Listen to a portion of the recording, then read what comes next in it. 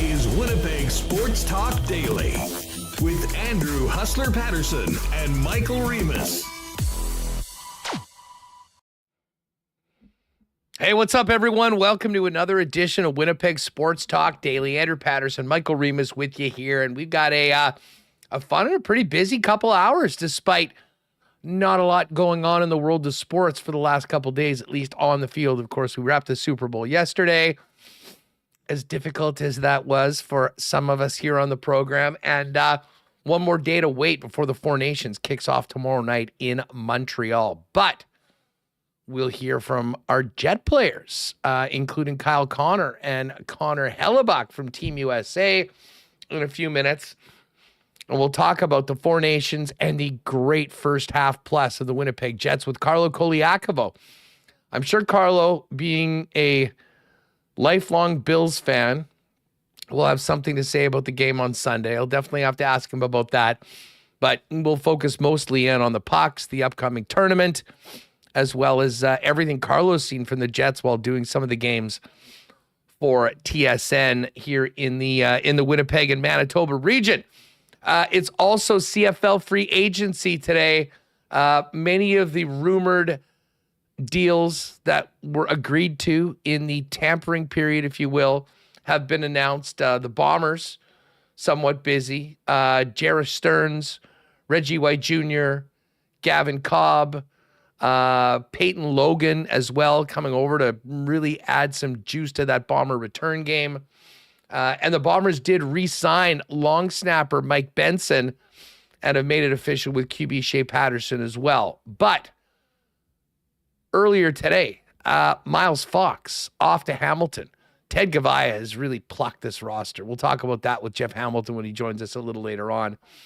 Hamilton also has Brian Cole, also has Kenny Lawler. We're expecting Liam Dobson to be announced there as well. And still waiting to see if Adam Bighill's got a taker for his services after he was informed by the Winnipeg Blue Bombers that there would not be another contract offered. So we'll get to some of the big stories. Sounds like Jeremiah Masoli's going to BC and Kadeem Carey staying in Toronto.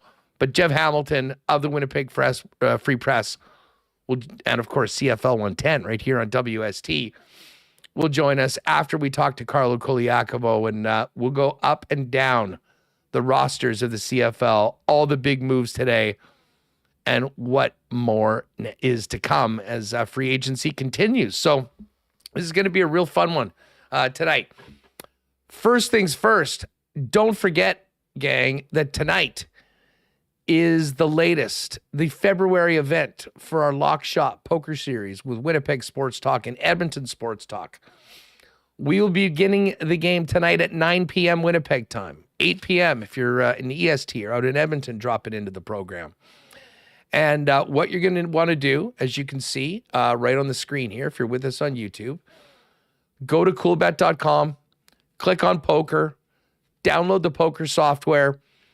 Then when it pops up, you're going to want to click on tournaments, and just there's a little magnifying glass. Just type in lock shop tourney will come up. We've had 50 or 60 players for most of the last few. Looking forward to maybe even a bigger one tonight. Looking forward to showing off some of my skills I learned in Costa Rica last week. But anyways, it's going to be a real fun one. If you haven't had a chance to join us, do it tonight. $30 entry, 20 euros, I believe it is, on the Coolbet app. And may the best players win. So at 9 p.m. tonight, Coolbet and the Lock Shop, WST, EST. There will be, again, a $100 bounty on my head. There will be a $100 bounty on Dusty's head. And I'm negotiating, hopefully, for a $100 bounty on Remis's head and maybe Tom Gazzola. You can take a crack at those guys tonight. But anyway, it's going to be a lot of fun. We'll let you know the auction is live with the HSC Foundation for that trip hosted by me at Aikens Lake. Tell you about that coming up. Whiskey Fest details as well. Also want to thank, of course, Rolly's Transfer, Coolbet, Princess Auto, St. Vital Dental Center, Manitoba Battery, Wallace & Wallace, F Apparel, Little Brown Jug, Canadian Club, Boston Pizza, Royal Sports, and we'll get to a Why Not question of the day a little later on for not Autocorp, but Waverly and McGillivray. We'll do some fan feedback brought to you by fansfirst.ca. and remind you that we've already done our February game, but there is one more game to join us at Canada Life Center for the Winnipeg Jets. That's March 28th, but you can jump on and reserve your tickets now by going to winnipegjets.com/WST. All right. We just came off, for many, certainly for me, the most depressing day of the year. I'm usually depressed anyways because the NFL is over and we got to wait 118 days for the CFL season to start. It was a little worse yesterday because I was in mourning. But Remis, I'm back. I'm in a better mood. And I am looking forward to seeing Canada's best, the U.S.'s best, as well as Finland and Sweden at this tournament, which gets going tomorrow. So you're saying your birthday was ruined yesterday by the Chiefs' loss? Like you didn't have any celebrations planned? It was all just tears? Yeah, I mean, whimpering in the fetal position, going, why? I was like Nancy Kerrigan yesterday. Why? No, listen, I had a great time on Sunday despite the game. Again, this is the reason why we need to get this damn game lined up with Family Day or Louis Riel Day, whatever the holiday is, because we'll achieve a new level of synergy within the calendars of most people. They could use a day off after the Super Bowl. And it's great that we've got the day off next week. And next week, it's going to be perfect because it's going to be a huge hockey day, Four Nations. Canada, Finland at noon or 1 o'clock our time. USA, Sweden at 7 o'clock our time. And then 2 days off. But in normal years where this tournament is not happening, having the day off after the Super Bowl would be huge. And that could very well be the case if they add the extra week to the schedule. We will see that. But yes, no, I did not do anything last night. Watched a little WWE. I tried to stay away from all my normal shows and football podcasts that were all breaking down the game. And you know what I did? I started just perusing social media for anything I could get on the Four Nations because the teams were on the ice yesterday. They were practicing. We're starting to get line combos and getting ready for tomorrow night where this thing gets going. We'll get to see Josh Morrissey represent Canada. Yeah, it's finally here. Starting to get a little excited. We need, 2 days without hockey, any games on. I was very confused as to what to do last night. As you mentioned, Monday Night Football's been over for a while and there was no hockey.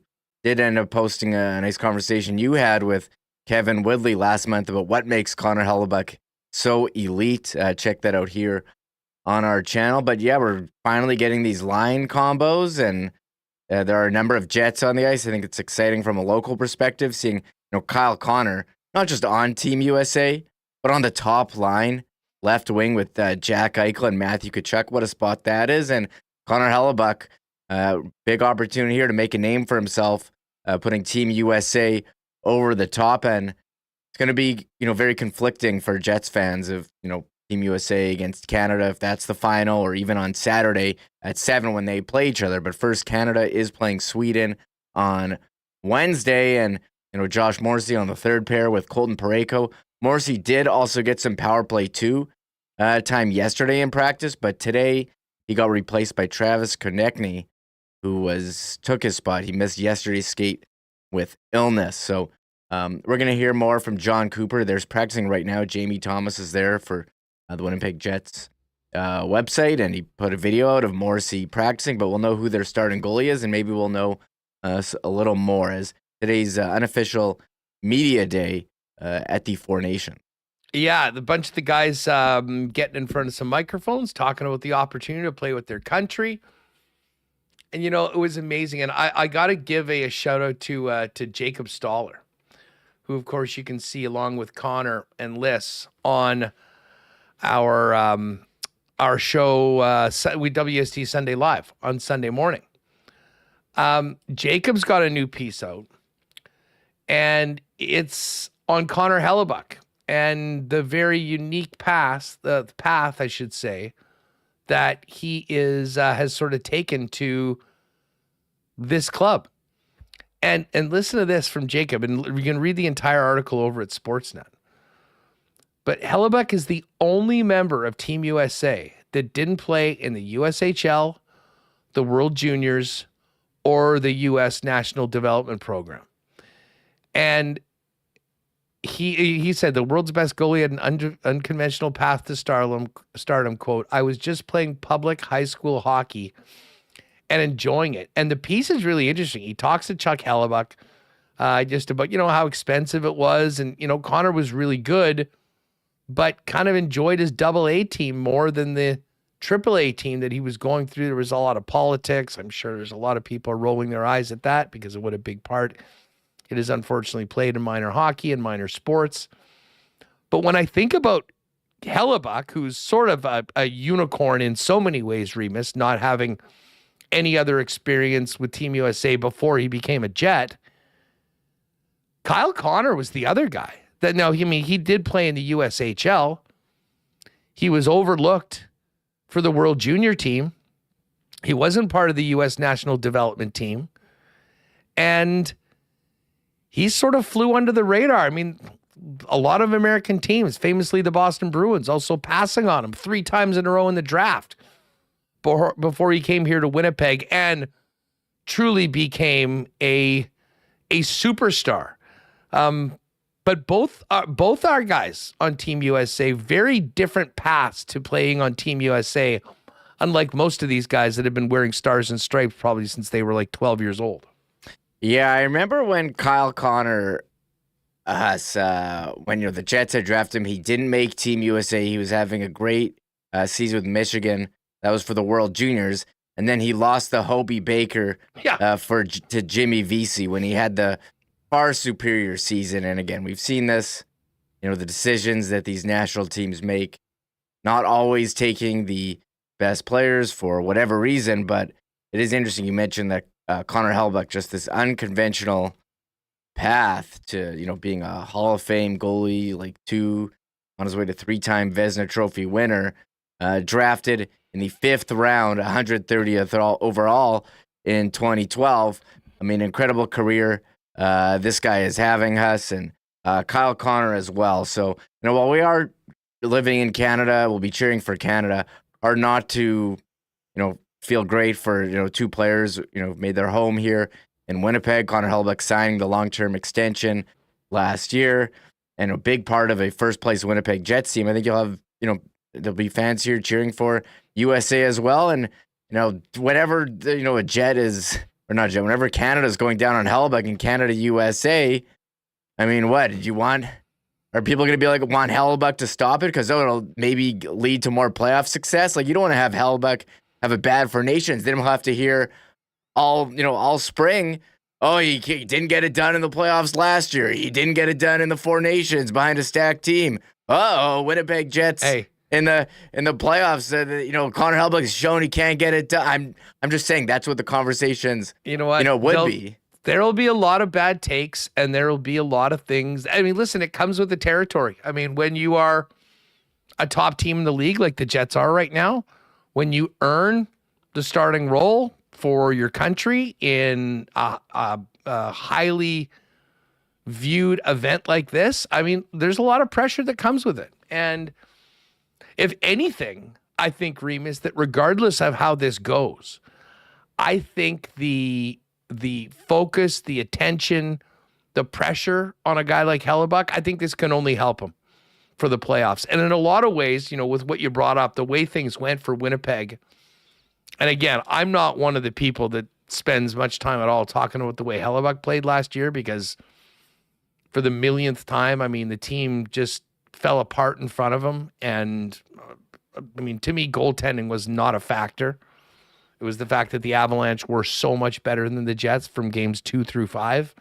That was why they won in the fashion that they did. But I do think having things get ramped up to the level that they will be in such a short tournament with the stakes being high, I think this is just more great experience for Hellebuyck, as well as Kyle Connor and Josh Morrissey.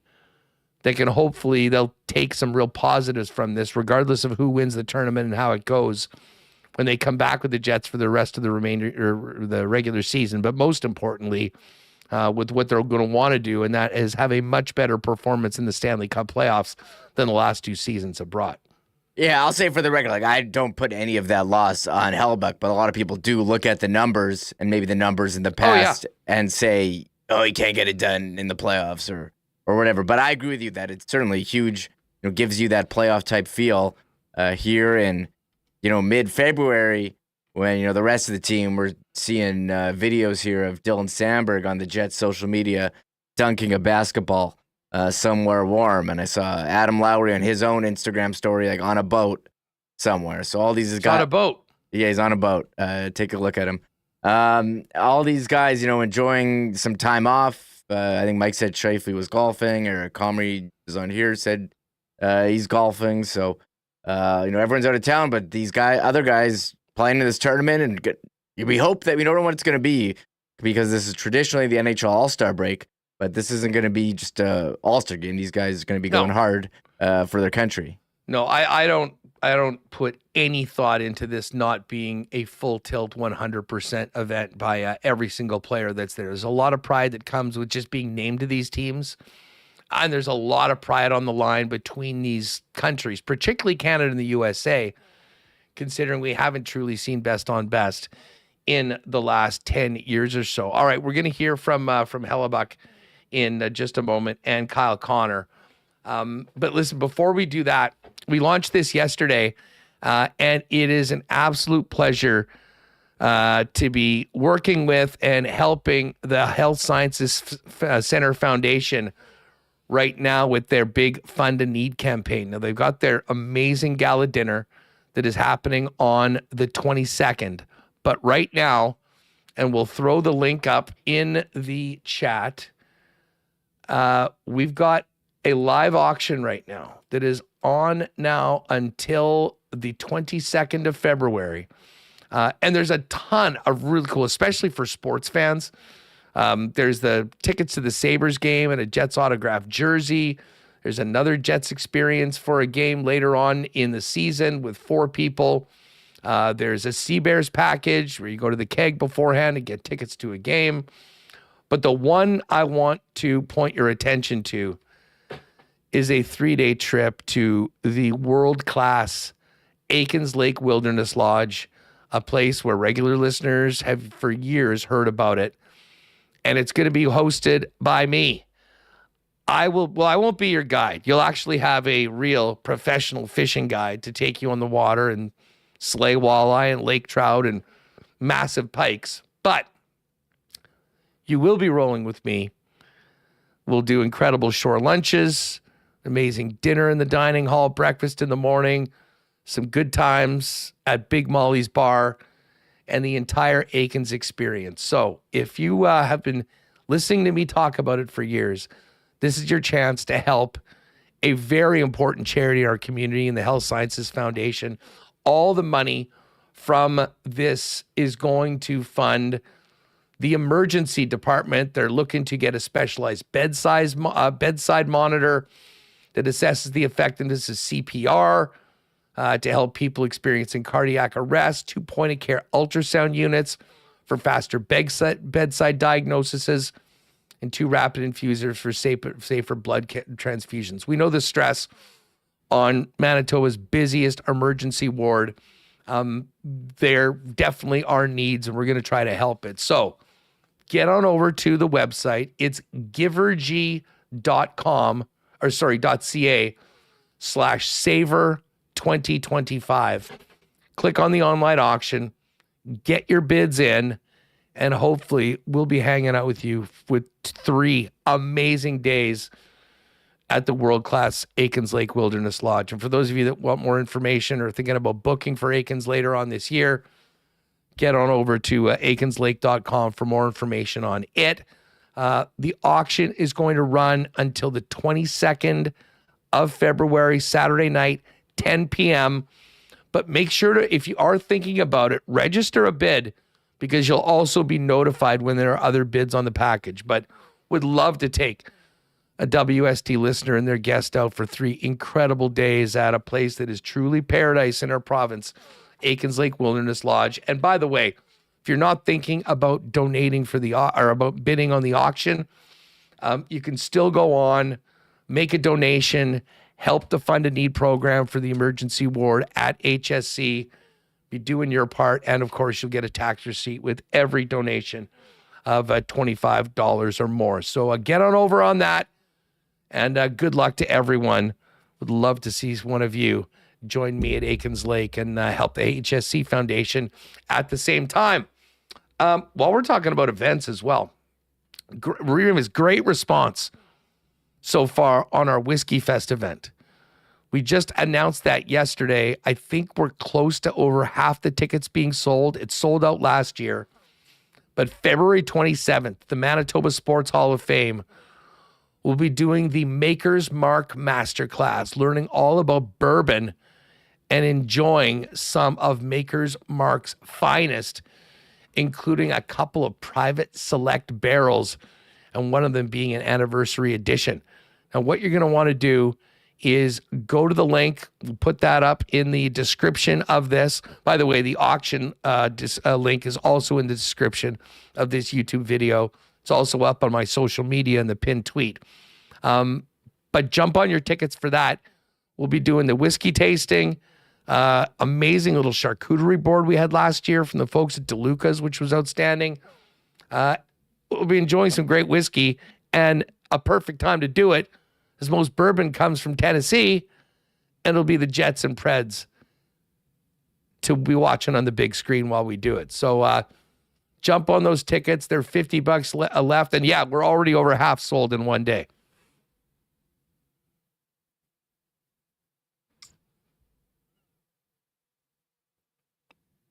Reem, I'm not sure if you're talking or your mic's off, but yeah, there's the links in the description on our website, winnipegsportstalk.com.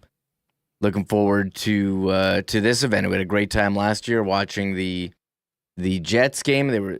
So we'll be watching Winnipeg and Nashville. And yeah, sample all these things. There's a nice gift involved. So again, link in the description if you're listening on the podcast or on YouTube or the top of winnipegsportstalk.com. Yeah, you know it. Let's do it. Fill that place up. Join us. But as I said, this will sell out. There's 20 tickets remaining as of today. So get on those tickets while you can. And we will look forward to seeing you there for what should be a really, really fun night at the Manitoba Sports Hall of Fame. All right, we started off talking about Media Day today for the Four Nations.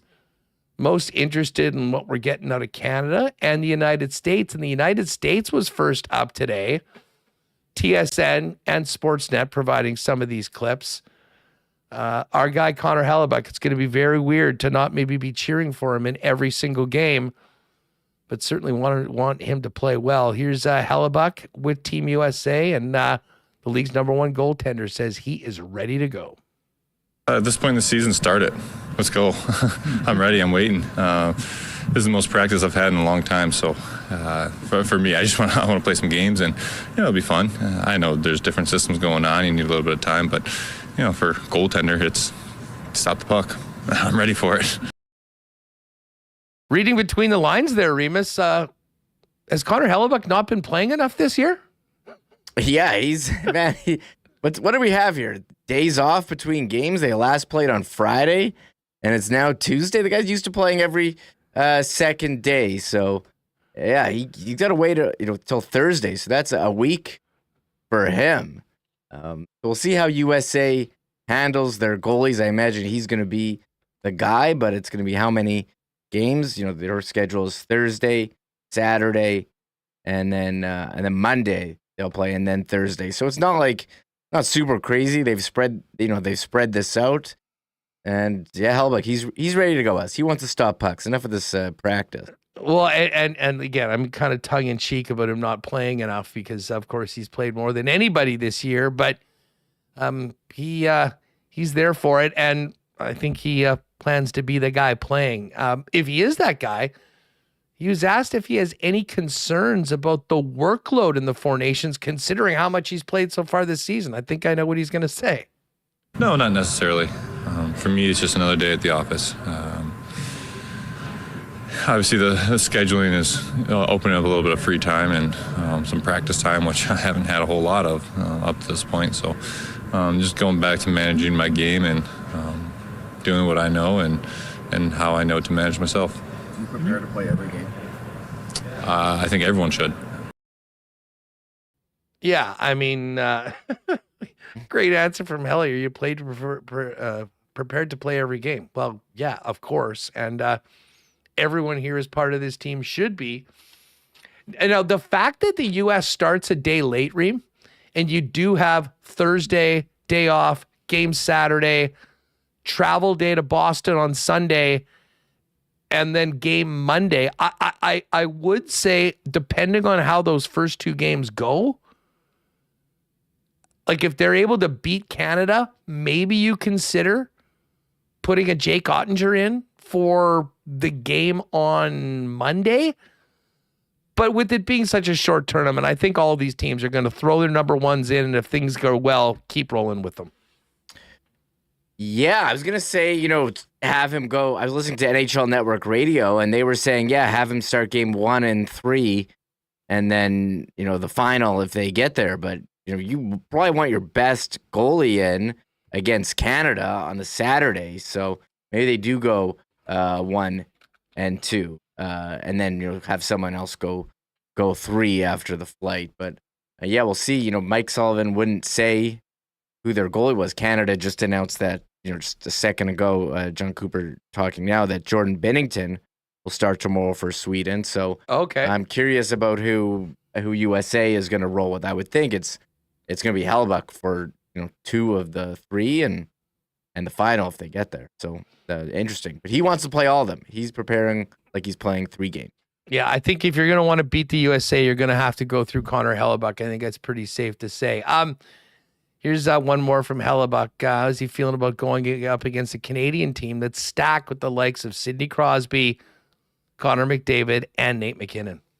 Yeah, I think it's just going to be fun. That being said, they're probably talking about the same thing about trying to score on me. So I think in the end of the day, we're all in the same boat, and it really is going to come down to how you compete and how well you mesh and how well the team gels and how quickly all those things come together. He never disappoints in front of a microphone, Remo. How about that line? I mean, you want to talk about confidence? He said, well, I mean, they're probably saying the same thing. I mean, they got to score on me. Yeah, I mean, they're all really good players in the tournament. Yeah, that was the question. It's like, hey, you're going up against McDavid, McKinnon, Crosby. He's like, yeah, but they're going up against me. And he is the 2-time Vezina Trophy winner. And you love Connor Hellebuyck's confidence. He shares his thoughts. So he's not worried about them. He knows he's capable of stopping pucks from anyone. Let's hear from Kyle Connor. And by the way, stay tuned later on when we do the Coolbet lines. Today in the lock shop, went through all of the odds that are up at Coolbet for the top point scorers, the top goal scorers. And this is not going to surprise Winnipeg people, but I think Kyle Connor is a little undervalued. So we'll touch on that later on today. But here's Kyle Connor on his last 6 months, which include being on the number 1 team in the league, getting married, and about to bring some baby swag to the playoffs as an expecting father. It's been amazing. Family is such an important part of, who I am and just how I was brought up, and to be able to share that with my wife, Allie, and obviously expecting a little girl. It means the world to me. And especially the family that we developed in Winnipeg too. There's been a great support staff, and ever since I've been there, it's the first thing they talk about is being a family, being together as a team. And I think as a team personally, and having success, I think that's a big part of it for us. A couple tidbits out of that. First of all, I knew that they were expecting, did not know Kyle's going to be a girl dad, which is definitely exciting for him. But the other thing that comes out from that comment is just how, he talked about being a family and immediately took it to the team and, being a part of the Winnipeg Jets and how they're treated here in Winnipeg. And I know for people that are, kind of leery about upcoming contract negotiations, you got to love what you heard from Kyle Connor about his happiness, where he is right now, and obviously what he and his team have done so far to this season. Yeah, his name has come up in the conversation since we heard the salary cap will be increasing the next couple seasons. He's a UFA after next season. So, yeah, you hear, look, all the guys seem to be very happy in Winnipeg, happy with the organization. And yeah, I didn't know he was having a girl. I knew that he was expecting soon. His wife, I don't know, all the Jets' wives and girlfriends, the WAGs, as they call them, are pretty active on social media now. So I saw Allie posting a video of them leaving Winnipeg to Montreal, and she looked like she was due in the near future. So wishing the Connors all the best as they head on that journey of parenthood. So exciting time for Kyle Connor for sure. As you mentioned, a lot going on. First place team, got married, about to start a family, contract possibly will be coming at some point soon. So. And yeah, playing on Team USA top line with Jack Eichel. Well, we'll get to that right now. I mean, as much as he's got all these other exciting things happening in his life, now's an opportunity to be front and center with Team USA in the Four Nations. And Kyle Connor starting off the tournament playing on the top line with Jack Eichel and Matthew Tkachuk. Here's what he had to say about the upcoming tourney and that opportunity to be on line number one. Yeah, I mean, anyway you slice it, there's some pretty good players over there to play with. I mean, who knows how the tournament shakes out, but just very excited at the opportunity, and I'm a fan of these players as well. It's you get to watch them around the league, play against them, and so I'm picking their brain, talking to them, excited to skate with them, and whoever it ends up being right now, that's who I'm playing with, and I can't wait to try to develop some chemistry and work around it. All right, so there's Jet star forward Kyle Connor, a member of Team USA, and of course he did bring some help. He brought his buddy Connor Hellebuyck, and Kyle was asked about Team USA and having Helly as their last line of defense.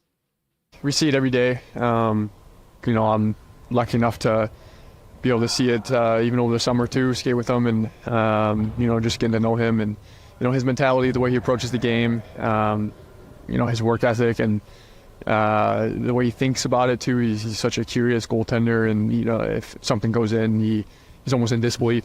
It's you can't believe it, and it's just the type of confidence he has, and he's playing with right now, and we're extremely lucky to have him on our side of the USA.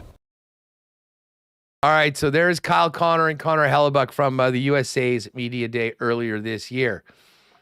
Now Raiders is saying my entire family could be on Team USA and I'd still cheer for Canada. I'm not certainly saying that no one's is not cheering for Canada, but Matt Hyman often comes with lots of contributions, and every now and then just a terrible, terrible take. And Matt, this is one of your worst. Waiters, it's a pointless money grab tourney, so it doesn't matter who you cheer for, LOL. Now, maybe he's joking, but this is certainly not. That's kind of funny. This is, pointless money grab. We've been bitching for 10 years that we haven't had our best Canadians playing against the best Americans and the Swedes and the Finns. Mm-hmm. Now, will the Olympics take it to another level? Absolutely. But if you call yourself a hockey fan and have even once said it's brutal that we haven't been to the Olympics, we haven't had on best and aren't ready for this, that's a you problem. Because I think the vast majority of hockey fans, myself included, cannot wait to see something that is so overdue, Remis, and that's our best against their best. And even if it was just Canada playing the USA for a few games, I would have been locked in. But the fact that it is a quick 4-game tourney, it's going to be one game to win the championship, and it makes every single one of these matchups so important. It is going to be fun. And if you've been, for whatever reason, you're negative about this, all I'll say is give it a chance. I think you'll thank me for it later. Yeah, and we haven't really had like Blake Wheeler was on Team USA, but really, wasn't given a huge role, and maybe he got screwed. I agree, he got screwed. And Mark Scheifele, not on Team Canada too. I do see some people in chat upset with Team Canada, don't want to cheer for management that wouldn't put Mark Scheifele. Might want to stick with their guys, but there's other people in chat who are saying, "Hey, we're all Canadian. You got to cheer for Team Canada." But I think you have those allegiances to those players that you watch every day during the regular season, like Kyle Connor. And Connor Hellebuyck. And the NHL has done a really great job. I get all their PR emails, and they've put together like records and statistics from all NHL international competition. That's Canada Cups and World Cups. And it just makes me sad that, growing up for many years, Huss, we had, international hockey best on best every couple of years, whether it's Canada Cups, the 70s and 80s, and World Cup 96. Then you had 98 Nagano, and then you had 2002 and 2004. And since 2004, you had the 2 Olympics, 2010, 2014. But the World Cup 2016, I didn't think it was legitimate because I thought USA would have had a great team at the time. They weren't able to field their best roster because a lot of their top players, like Jacob Trouba and Austin Matthews at the time, Hellebuyck, they were on Team North America. They weren't eligible for Team USA. Along with Scheifele and McDavid and some of those players. Team Canada won, but there were players. Yeah, McDavid was never on Team Canada. He was on Team North America. So we haven't had this. It makes me sad that we didn't. So I'm going to enjoy what we had because I loved growing up, Huss, for Salt Lake and World Cup of Hockey. Loved, there was so much pride that especially Canada, hadn't won the gold medal, for 50 years until Salt Lake. And, there was so much history with best on best, and we just lost it. A whole generation, it's gone. I don't want to sit here and dwell on the past, but I think it's important to note that we haven't had this, and I think that's why this is going to be real exciting. When we have, the puck drop tomorrow at 7 p.m. Central Canada and Sweden with Binnington in net for Canada. You can cheer for Binnington? Matt, our guy Matt Hyman has clarified his take, and he is I believe he was joking on all of that. He's fired. He's been supporting the tournament and Eric Comrie all season. 2 takes that I think have weathered very, very well. All right, we're going to talk about it. We'll see what Carlo Colaiacovo thinks about it, as well as the Jets season so far. Before we do that, though, a big thanks to the gang at Rolly's Transfer. Folks, keep your eyes out on the street for the Rolly's Winnipeg Sports Talk truck. It is now helping Manitobans move. Brand new rig with a big, beautiful WST logo on the side. We really appreciate Rolly's support of WST. And we'll do a fun contest in the summer when moving season's really cooking, where if you see the WST truck on the road, you can snap a picture and we'll do a couple fun giveaways for people that see it out there. But hey, Rolly's is family owned and operated for over 60 years. The most trusted name in moving in Manitoba. Get the white glove treatment from Rolly's on your next move. And what you're going to want to do is just head on over to Rolly's.com.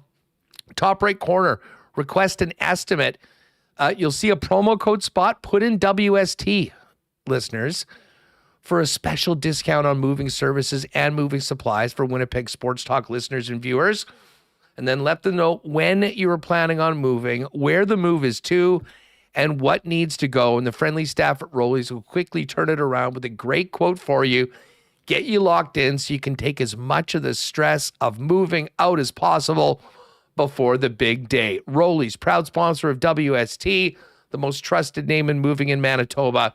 Find out more or request an estimate today over at Rolly's.com. A huge thanks. One of our newest sponsors, the St. Vital Dental Center. My guy, Dr. Terry, and his great staff over at 167 St. Anne's Road. They were at the corner of St. Mary's for over 60 years and have now, with their team of dental hygienists, assistants, and staff, have been taking care of patients from 6 months old to 99 and over. Some of them have been with the office since the day it opened in 1963, if you can believe it. It's an absolutely beautiful office with free parking right behind the building in the back, an experienced team of both dentists, assistants, and staff to take care of you. So if you and your family looking for a great, convenient spot with amazing dental services and a great supporter of WST, make it St. Vital Dental Center. Again, 167 St. Anne's Road. And they do it all. Everything from dental emergency, sports dentistry to for pediatric. They've got all. You can find out more. Give them a call, 204-233-5164. and see them online at stvitaldental.ca. And guess what? The extreme cold warning's back. I mean, we're kind of used to this right now.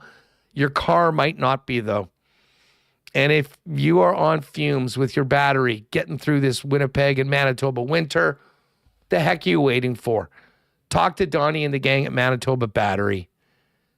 The best prices in town, period. Beating the pants off the big box stores. And the best service in town as well. You don't even need to leave your home, because Donnie and the gang will deliver those batteries to you for free anywhere inside the perimeter with any purchase over $60. It's just that easy. Now, if you're wondering whether you're going to make it, pop by their Logan Avenue location or Dovercourt Drive. They'll quickly give you a free battery test. And if you do need one, you'll save even more with the core exchange and get the best prices in town. For all your battery needs, shop local, save money, get the best service around. It's pretty simple. Manitoba Battery for all your battery needs. ManitobaBattery.com. All right. Hammer coming up a little later on. We're going to run down day one of CFL Free Agency. Right now, though, let's welcome in the co-host of First Up on TSN in Toronto and an occasional contributor to Jets hockey on TSN, Carlo Colaiacovo joins us now. Cool. Great to have you back on Winnipeg Sports Talk. How are you? I am doing fantastic, buddy. Thanks for having me. Listen, I thought that I was going to be able to get away with one day of humiliation and mourning after the Super Bowl, but as a Chiefs guy, knowing that you are a card-carrying member of the Bills Mafia, I will ask you, did you enjoy that game? Were you dancing on the grave of the Chiefs all game, or did it piss you off that pretty much anyone, I think, would have played a better game and maybe been more competitive? What did you make of it, considering the Chiefs had once again done it to the Bills? And part of me was a little pissed off, because I think if the Bills could have been there, they probably would have put up a better fight and the game would have been more exciting. But I had no skin in the game. So I kind of watched it, relaxed this year, where, in previous years, maybe there's a little bit more incentive to watch. Look, I'm a sports fan. And so, because I'm a sports fan, I cheer for, things to happen. And, even being a Bills fan, I wasn't cheering against the Chiefs, because I think what they were on the verge of doing is historical, right? I mean, the first time we would have ever seen it, especially in this era. And I love witnessing historical moments in sports, something that you can always reflect back on your career and say, yeah, I remember when that happened. And that's part of the reason why I was cheering for the Chiefs, because, look, at some point you got to recognize how difficult what they've been doing actually is in the world we live in sports, where there's more parity than we've ever seen in all sports than ever before. So to do what they do and, to get back to the same place every year and having to go through the challenges of a regular season schedule and still get to that point, it deserves a round of applause. But was I upset the fact that they lost? No. I mean, I think if it was a close game, I would have been upset, because you're just that much closer to witnessing greatness.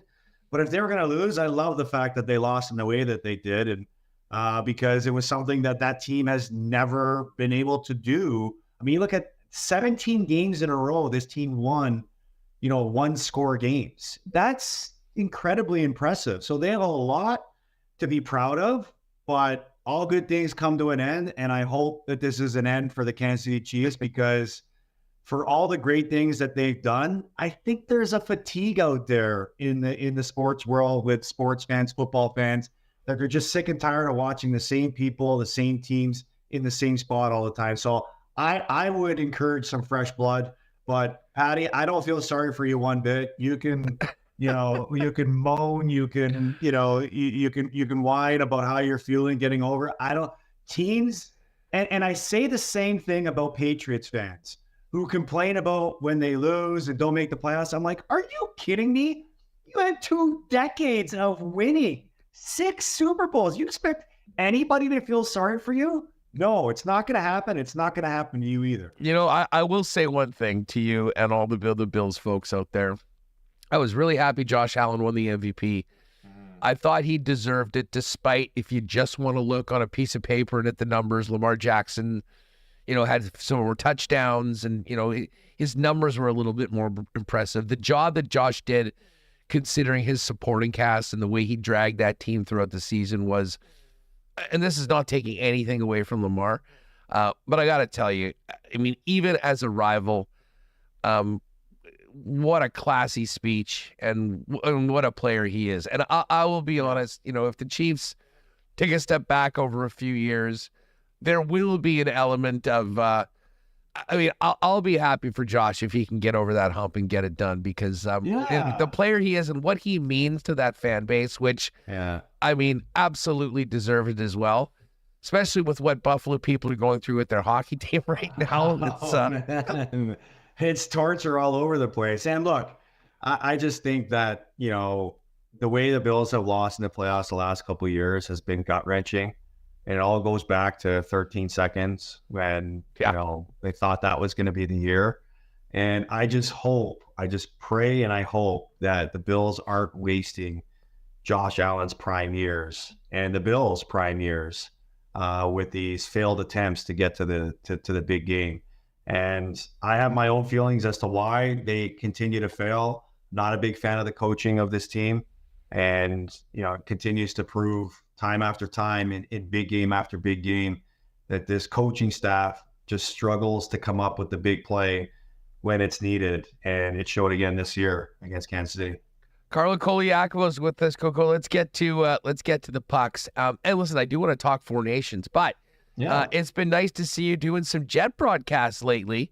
I'm always interested in people that kind of follow most closely other teams, get a chance to get in and do the Winnipeg Jets games if they haven't been seeing them, as much as we do night in and night out. I think they've sort of snuck up on a lot of people.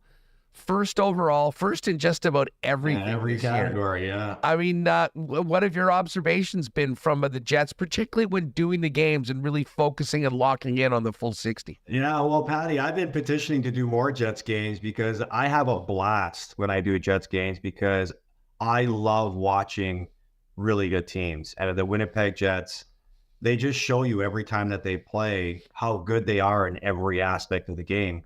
It's no secret about Connor Hellebuyck and the great player that he is and the great season that he has. And he's a big reason why the Jets are having the season that they're having. But what's impressed me the most about the Jets in all the games that I've done for them over the last 2 years is how well balanced this team is. And they're well balanced without having, star-studded names outside of the market. I know inside the market, these guys are very popular players, but to have that type of balance that really can welcome any type of team into their building or into their game and play any type of game that you want to play and still find a way to be the better team in that game. I mean, the offense that they're getting from their blue line, I think second in the league, most points from their blue line, that really has Josh Morrissey and Neil Pionk as their, offensive defensemen, as you would categorize them.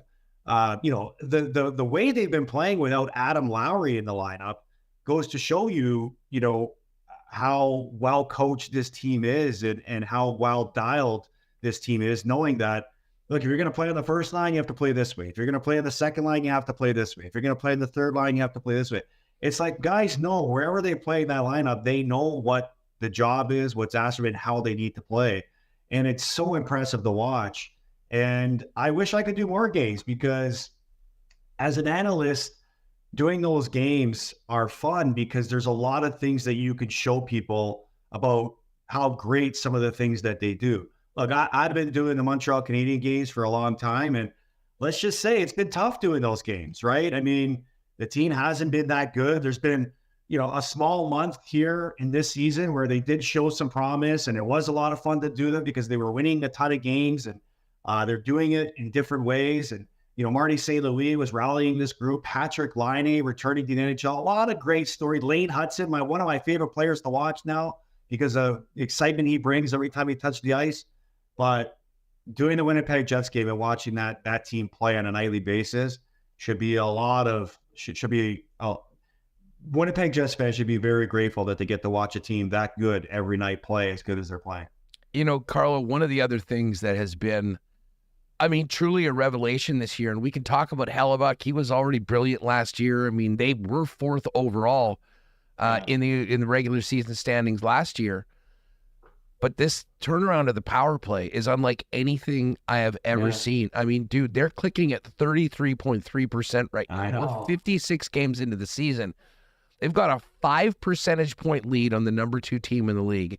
Yeah. And you know, have history. I mean, the Oilers' greatest power play in NHL history is 32.4, I believe. So they could break that. I mean, how are they doing it? And how is it so different than what they had last year with the same personnel, albeit Nikolai Ehlers wasn't usually on PP1?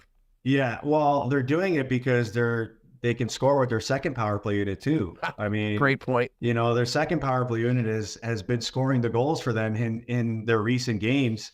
But look, familiarity, comfort, and continuity have a lot to do with any team's success and maybe any unit's success. And, you know, Gabe Vilardi, you know, remember last year he got hurt at the beginning of the season and kind of had to find his way into the lineup. Well, he's had a full year and a half now to get comfortable in Winnipeg, playing with those two players. He understands his role. He understands how to play with those two guys. Josh Morrissey, one of the most underrated defensemen in the league, and the things that he can do with the puck. And I just think that, you know, when you have success scoring on that power play, you just get more and more confident every time you get a power play, knowing that it's not just one option you're focused on. It's many options that you're focused on. You know, it's Morrissey getting a quick shot from the point. It's Vilardi digging a puck out from the back, from behind the net. It's Connor and Scheifele going back and forth through the seam. And you know, Ehlers is the guy out there, you know, just patrolling the puck move and stuff like that. So they have a lot of moving parts that really keep the penalty killers guessing. And the best part about what I've seen about their power play is they don't try to get cute. They know it works. It's shots to the net, win the second and third pucks, and then try to bang in an ugly goal. It doesn't have to be pretty, but because you're generating those shots and because you're getting the puck moving through the seams, you're getting the penalty killers moving. Now you're getting the goalie guessing, and that's part of the reason why they've had a lot of success. And look, great teams in the league, they use their power play to be a difference maker in the game. And the Winnipeg Jets, when they make you take a penalty on them, they make you pay. Carlo, we all know Connor Hellebuyck said the difference maker of goalies right now and looking for a back-to-back Vezina trophy. I do have a bit of a bone to pick with you. I did see you on TSN saying, just basically saying, no, Connor Hellebuyck can't win the Hart Trophy. He's a goalie. I mean, Carey Price won it. Yeah. Dominic Hasek won it. And I will argue that Connor Hellebuyck is putting together one of the great goaltending seasons really since Hasek, in that he's leading the league in absolutely everything. Are you coming around to considering Connor Hellebuyck as the MVP of the NHL this season? As this well, continues? Patty, I'm not going to argue with you because you're going to win that argument, because I agree.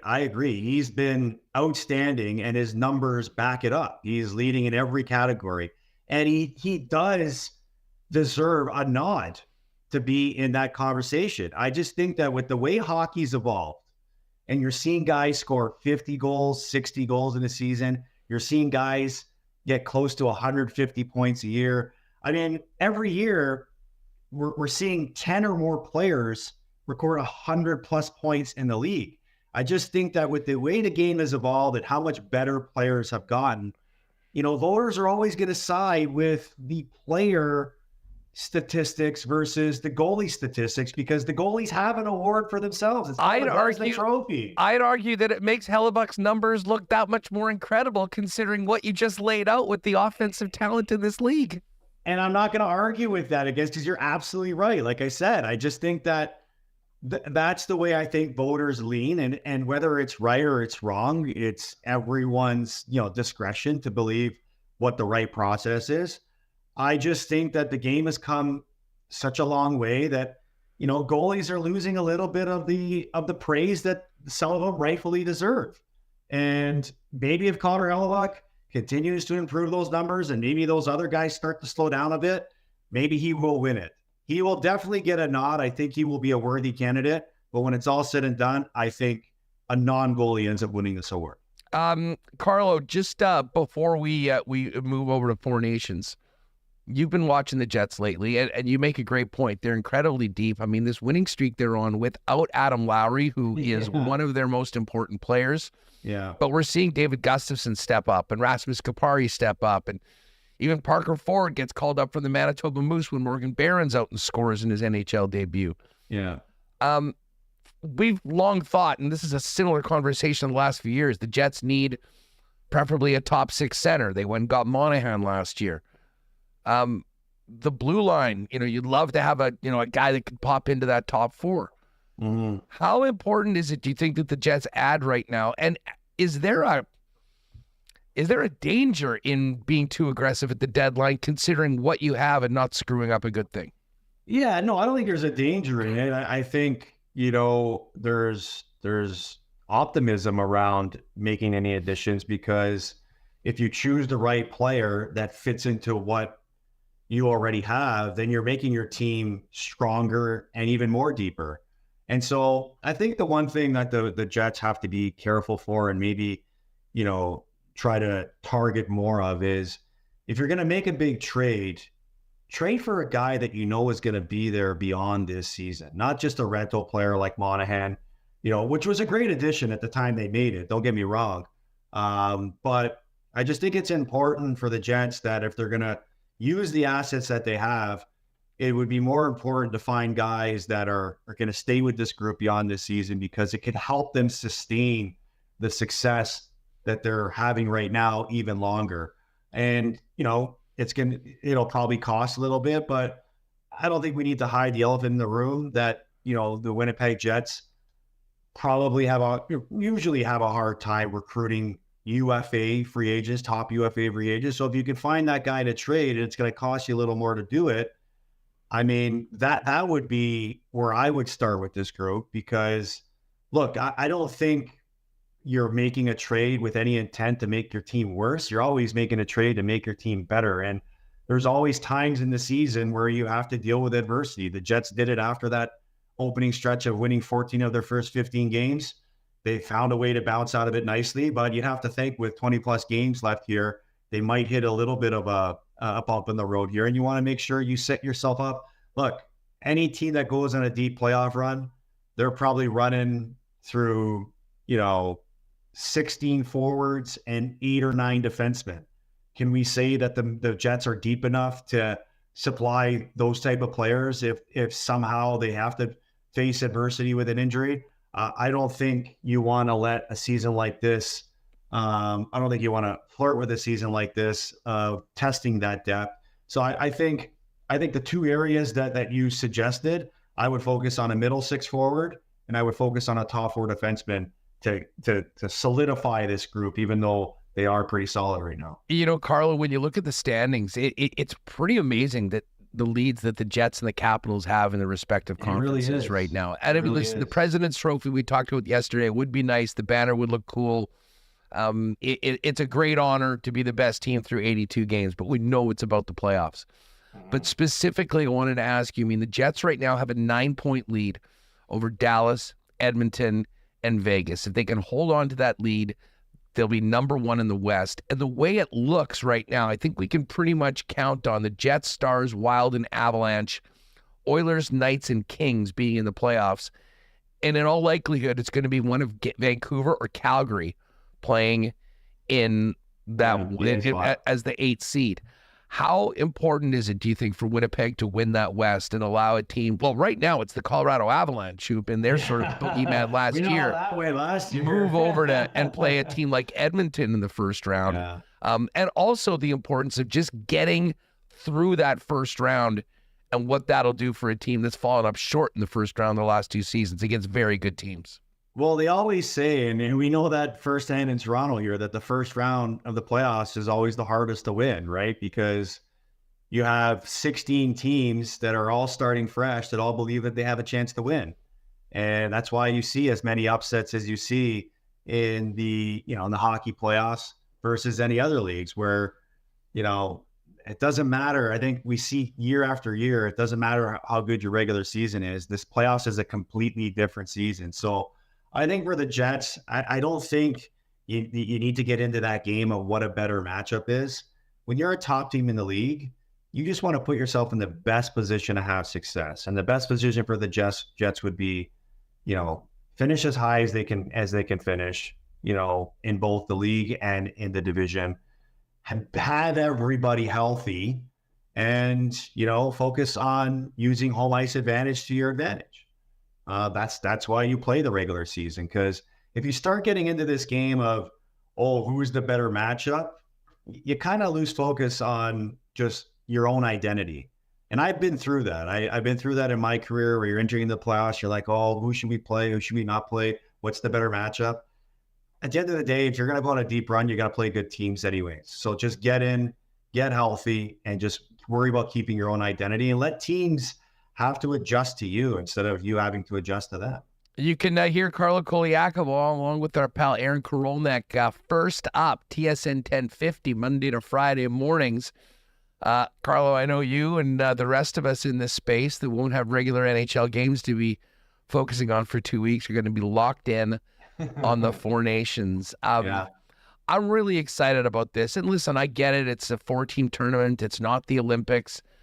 But I think that if you're a hockey fan that appreciates best on best, considering we have not seen Canada play the USA, for instance, in a meaningful game of true best on best in a decade, this is going to be a real treat. How are you feeling heading into dropping the puck tomorrow night in Montreal?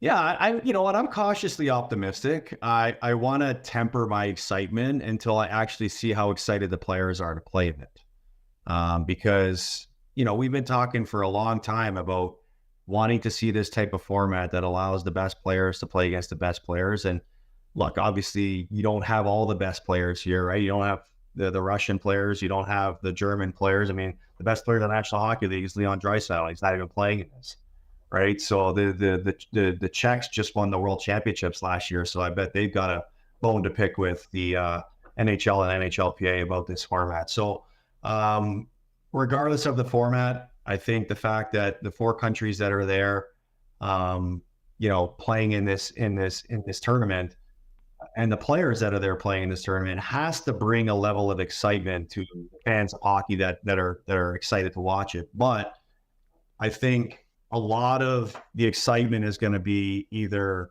heightened or tempered based on what type of intensity we see these players play with. Are they excited to be there? Are they excited to play for their country and, play intense games and play for the logo on the front instead of the name on the back? And I think if the players show that, and you see the type of hockey that everybody wants to see when these players are playing against each other, I think absolutely. It has to be that way, right? Yeah. I mean, we're not going to see these guys treat it like a glorified all-star game, do you think? I mean, I hope not, but, would you be surprised if you did? I mean, I would be stunned. I mean, so many of these guys have talked about how they... 7/10 of the league is on a beach somewhere enjoying some pina coladas, relaxing and enjoying time off. And these guys are stuck in Montreal, the snowstorm. So, again, I want to believe that these guys care about it and are going to be intense about it, but it's going to be us. It's going to be up to them to show us that they feel the same way as we do watching it. How do you handicap this? I mean, I know when you look at the Canadian books, Canada has moved to a favorite. I think that's just a lot of passionate Canadians backing their team right now. Yeah. Sure.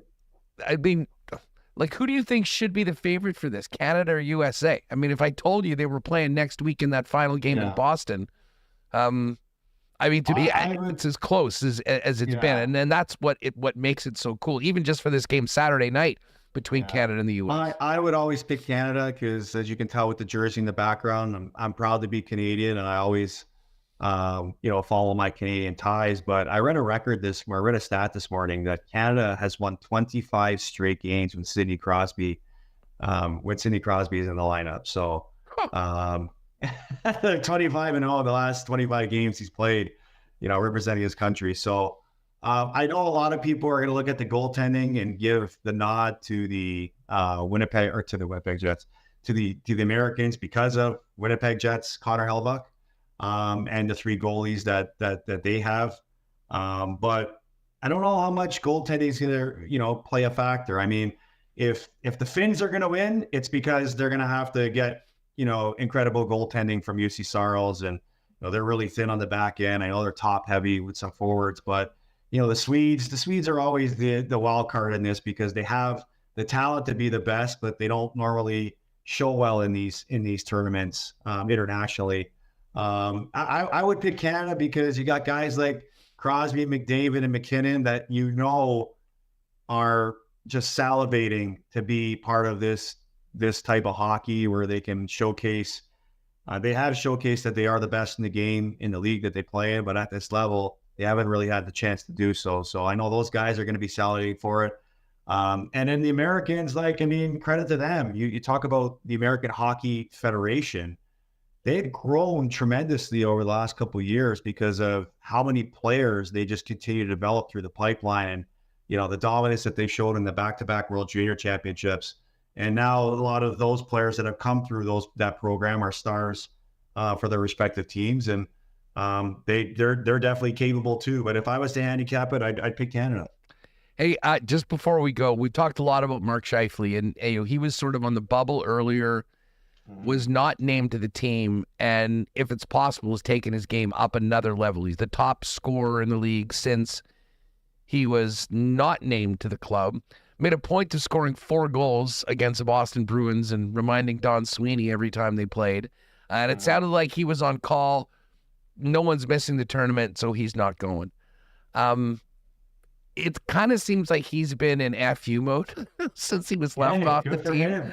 Could this actually maybe be a really good thing for the Winnipeg Jets that yes. He'll have the time to relax and rest and watch these games, wishing that he was there, looking to make an even bigger impact when it really counts in the playoffs? Absolutely. I think there was a couple of general managers out there that were quietly, hoping that their own players don't get selected because, Oh, I can see it.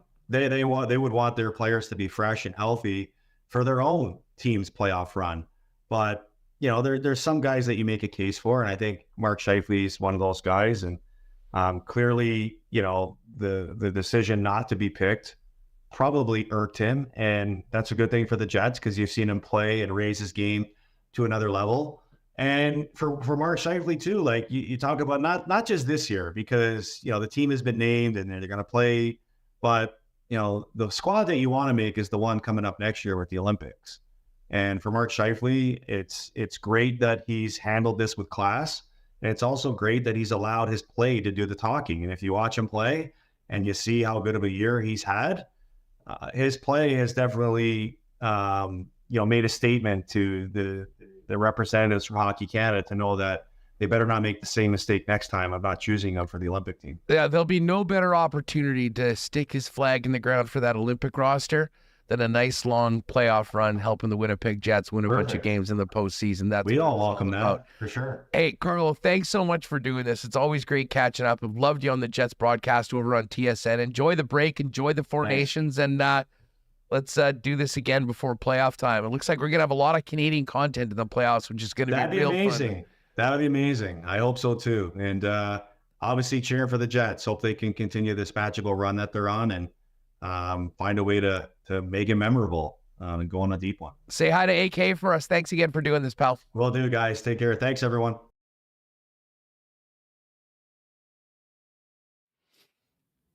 All right. Appreciate Carlo coming on.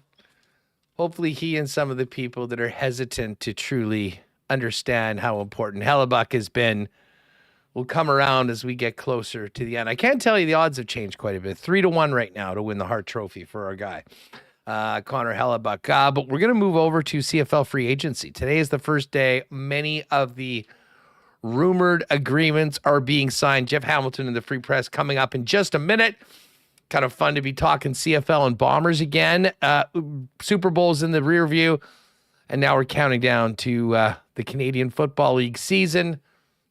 About 17 days, I believe, until the CFL gets going. Be a few extra days before we're back at Princess Auto Stadium cheering on the Winnipeg Blue Bombers this season, but hopefully the wait will be worth it. Lots of work to do for Kyle Walters before then. Of course, Princess Auto, proud sponsors of the Bombers and synonymous with Winnipeg, founded in Winnipeg, headquartered in Winnipeg, and now coast to coast in Canada, but with 3 locations in Winnipeg where you'll find the best deals on the most unique assortment of tools and equipment around. Everything you need to complete the projects on your list or start something new is at Princess Auto. See them on Panet Road, Portage Avenue West, and out in Brandon.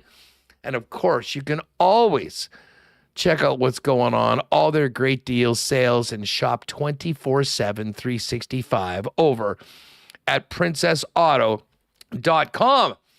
Looking ahead to spring, and it'll be here before you know it. Our friends at Wallace & Wallace are getting ready as the fencing and overhead door specialists in town since 1946. If your property needs the security and protection of a new fence, or if winter is doing a big number on your current one, they've got you covered with pretty much whatever you need. Vinyl fences, ornamental, welded wire, chain link, wood fences, the leaders in temporary fencing as well. And if it's time to replace your garage door, Wallace & Wallace has the largest selection of overhead garage doors in town, one perfectly to match your home and add value to it at the same time. Give them a call at 452-2700. The Wallace & Wallace team will arrange a time to come out and give you a free estimate. You can also visit them at wallacefences.com or pop down to their showroom on Lawson Road off of Kenniston. And hey, fellas, if you are looking to up your menswear game as we get into a new season, and of course the wedding season just around the corner, now's a great time to get into F Apparel at 190 Smith Street, Winnipeg's #1 spot for custom men's clothing, including custom suits beginning at $400, along with chinos, golf pants, custom shirts, both tucked and untucked styles, and the biggest and best selection of men's accessories you'll find anywhere in the city. Pop on down and see them in person. You can also check them out online. Great deals right now for Manitoba grads. If you've got a grad coming up, you get a free shirt and tie with the purchase of a new suit. And of course, they've always been the go-to spots for wedding parties. Make sure to talk to the guys about a special discount when all the fellas from the wedding party get their suits at F Apparel. Find out more online and make an appointment to pop in for a fitting at F. That's EPHapparel.com, located down at 190 Smith Street downtown. All right, let's get the hammer in here. Busy day today in the Canadian Football League, but I have to admit, Jeff, the kind of the fun of free agency, it's almost like we've kind of gone through it all for the last week as we've been hearing all of these deals agreed to for the most part. And then now teams like the Bombers kind of rolling out everything that had been reported in the past week or so. Well, yeah, I mean, ever since they put this open window or legal tampering, as we pundits often like to call it, it's kind of taken all that excitement away, right? I mean, and taken away the tampering, because while it was maybe a little bit more exciting as far as what exactly is going to happen come the beginning of free agency, you did hear a lot of stuff coming out in the days beforehand and certainly in the minutes afterwards, right? When guys were signing contracts, at 12:01, 1 minute into free agency. Well, we all know that talking kind of already occurred, of course. And so, I think that excitement's out of there, but at the same time, this year was a little bit more interesting in that, out of nowhere, they just added $400,000 extra in salary cap for the 2025 season during this window. We all know a lot of deals had already been signed at that point, and now you wondered if they were going to come to fruition. I don't think there was a lot of concern from teams, but there were certainly some teams, and notably the Winnipeg Blue Bombers, who had ultimately bid adieu to Kenny Lawler, who were wondering, if those extra dollars could go the distance and maybe bridge some of the gaps that they had in previous conversations. Well, that hasn't played out. Everything's kind of been status quo as far as what had been reported. And now, as you mentioned, Huss, things are just rolling out and being finalized. But I will say this, there's a lot of movement, a lot of teams getting active, a lot of, even including the Winnipeg Blue Bombers more often than they usually have, right? This is going to be a little bit of a different looking team next year. And, the leadership group, while a lot of those familiar faces will be back, there are a couple that are out the door. And so there really is a fresh look to the CFL this year. And I would advise any casual CFL fans that if you liked your team last season, I'd be refreshing it on the team website to see what it looks like, today and moving forward. I got to give a shout out to our buddy Marshall Ferguson. Marsh puts together a great spreadsheet of free agents that are still available, as well as who teams have added. And it's a good little refresher. Because obviously the Bombers, half their team was a free agent, much like most of the Canadian Football League. So far to come back, in case you have missed it, Sergio Castillo, Stanley Bryant, Tony Jones, Patty Neufeld, Shane Gauthier, Kyrie Wilson, Willie Jefferson, Evan Holm, very, very important guy to get back. Jamal Parker, Jake Thomas, Eric Lofton, Dalton Schoen, Mike Benson, and Chris Streveler. Now, from other teams, and again, these are not, I think most of them actually the Bombers did make official. Correct me if I'm wrong, but yeah, I think everybody on that list but Shea Paterson.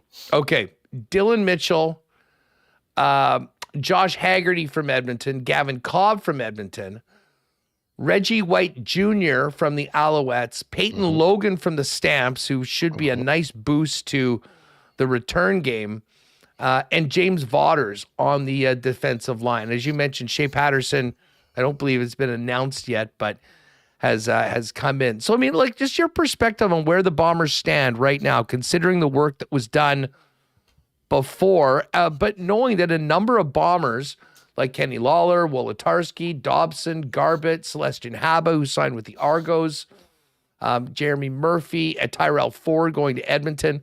What do you make of the Bombers' lot right now, Jeff, coming off a 5th straight win of the West, falling short in the Grey Cup, and knowing that the longer you have that sustained success, the tougher it is to keep guys? Yeah, I don't know if you mentioned this, Huss. You mentioned Dylan Mitchell. Did you mention James Vaughters? Did you mention Jonathan Jones as well? I mentioned James Vaughters. I did not mention Jonathan Jones. Yeah, so those were, and including Mitchell, were the 3 players that they were eyeing that were released from their respective teams and signed. So that adds to the list of guys. Fill us in on Jonathan Jones, because that one was guy was they liked him a lot. He was with Toronto last year. He battled some injuries. He wasn't like a regular starter, but in the times that he did start, he was impressive. And he's he's a guy that I think is just musical chairs over there, right? He's a guy that I think the Bombers identified last year, liked how he played, physical downhill runner that should certainly help out in that linebacker depth, right? They have their guys, but I imagine he'll be battling out for weak side spot with Kyrie Wilson, who's back, but has proven over the last few years here that he's not all that reliable in the availability section. So certainly some depth there. But I look at the moves, and it's you look at some of the names that leave, notably guys like Kenny Lawler, obviously, who still hasn't signed with Hamilton at last check. You look at a guy like Drew Wolotarski. You obviously look at 2 Canadians in Liam Dobson and obviously Tyrell Ford walking out. Like, those are big ticket players, right? And they fetch big ticket contracts. And so you look, so I think you can kind of look at it in a couple different ways. One, you can look at through a disappointing lens. And I know a lot of Bomber fans do that because there's continuity's kind of been the name of the game here in Winnipeg. And there's a lot of relationships with players who have been here for a long time, notably a guy like Drew Wolotarski, right? So much like last season when you saw Jamarcus Hardrick leave, when you saw Jackson Jeffcoat leave, you saw personalities, go out that door. Rashid Bailey, people wondered what would happen, replacing those. Well, I think you're now looking at even more turnover, because I would look at last year as the first, as the start of this transition, as turning over a team. And I've said this on your show and in other conversations I've had. I think Mike O'Shea realized, I know Mike O'Shea realized early on in the season that this team was kind of using his words, like they needed to do it themselves.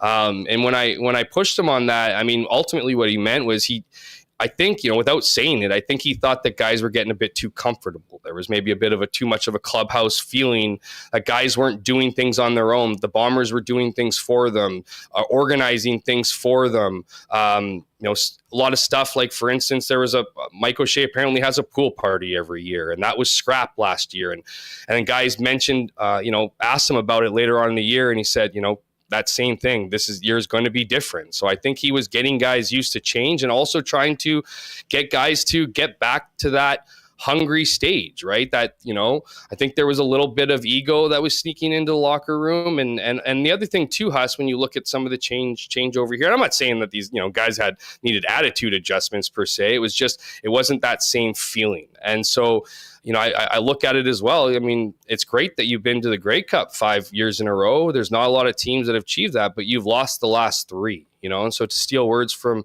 Chris Streveler and his media availability yesterday, I mean, something's got to give. And I think this is where they need to give. And so I think, I look at this roster and I know there's some fans out there that, look at it compared to previous years and are concerned and wonder if they're going to compete. I don't know. I mean, anything can happen in the Canadian Football League, right? We've seen crazy things happen week to week. There's injuries. There's all these things at play. But I look at the Bombers roster and I look at them, kind of turning over to the next era, right? So there's going to be guys who took big steps last year that are going to have to take even bigger steps this year. And then again, they're surrounded by still a leadership group, a handful of players who know the way, right? Know the expectations of being a Winnipeg Blue Bomber. So I do think that this is, it might not look as dominating, and it certainly won't look as wild as an offseason as maybe the Edmonton Elks and other teams around the league. But the reality is, anybody who's dipping into free agency as heavy as those teams have to, because they got a lot of problems. And it's great to pick up names. It's great to pick up guys who have done things and proven themselves in this league. But chemistry is a big thing. And, just because someone's been able to perform doesn't mean that they're coming into your team and are going to necessarily, impress. But I do think the Bombers are a team that knows what they want, knows how they want to play, and they've identified the guys that they think are going to help them push for a 6th Grey Cup. It's funny that you say that, Jeff, because listen, I think we were all expecting at some point some real turnover on the roster to happen. I thought it might hang on for one more year, just because of the significance of this year for the Winnipeg Football Club hosting the Grey Cup. But I think it's pretty clear that based on, last season, despite how they bailed themselves out after that terrible start, there were some tough decisions to be made, and these decisions have been made kind of sooner as opposed to later on the likes of guys that had been here for a long time, namely an Adam Bighill, a Drew Olatarski, knowing that if they want to give themselves the best chance to win, there does need to be some turnover. And I would actually argue that as much as like these first couple days of free agency is fun and we're seeing a lot of the big names, probably what will be the biggest difference maker is a lot of guys being signed that we're not even familiar with them coming in, earning spots at training camp and becoming players. And we've seen that before year after year with the Bombers. I mean, I think the year before when they had lost both their corners. And the next thing you know, you got Alford on one side and Nichols on the other side, and it's a real strength of the team. I mean, there's still a lot of work to be done for these front offices, especially one like Winnipeg that is changing their mix as significantly as they seem to be set on.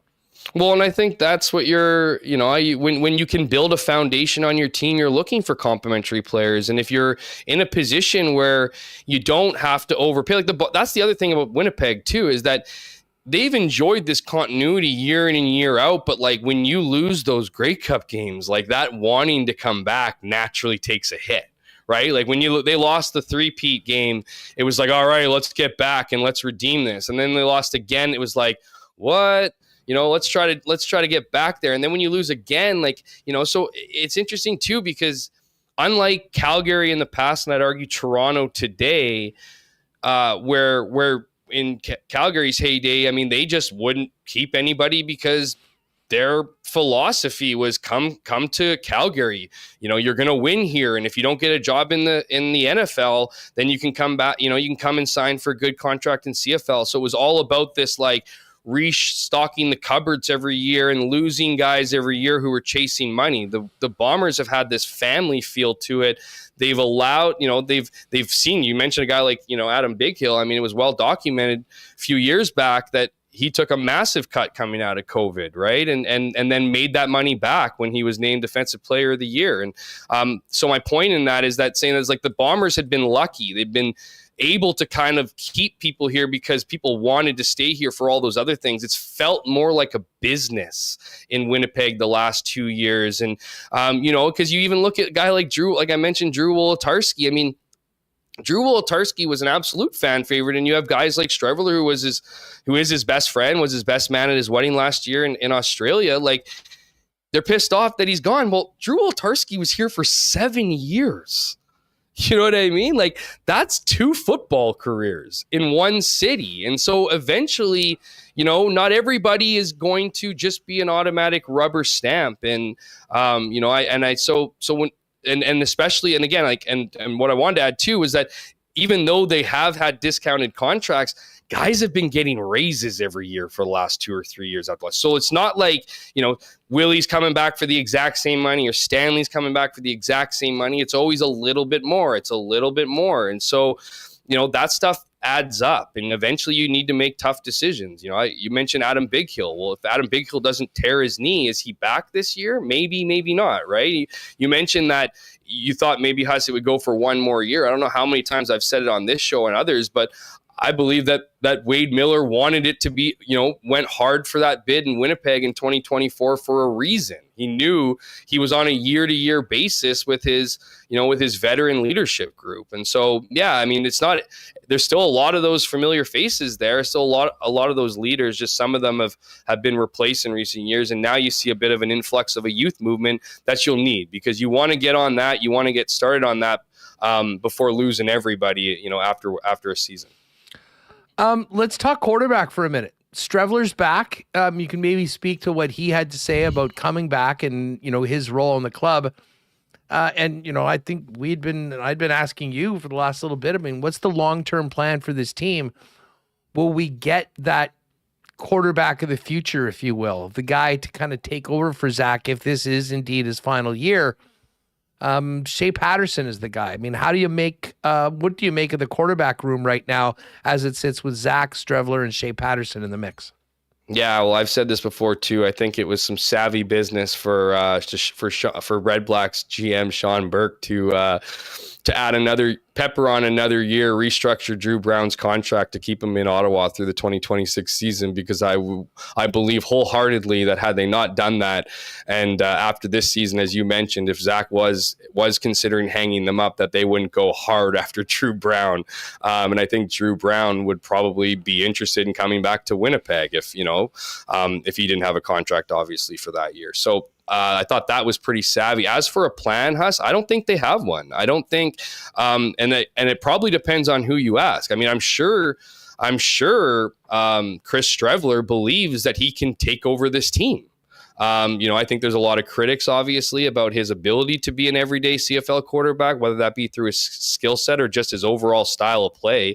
And I say that complimentary, but it does put his, because he's such a bruising guy and is willing to put kind of his life on the line every single play, he has become a bit injury prone here. So, there's a potential of that. So, but I don't, I don't know if I don't think the Bombers view Chris Streveler as their quarterback in waiting per se. I certainly don't think they believe Shea Paterson is their quarterback in waiting. I'm not saying he couldn't be.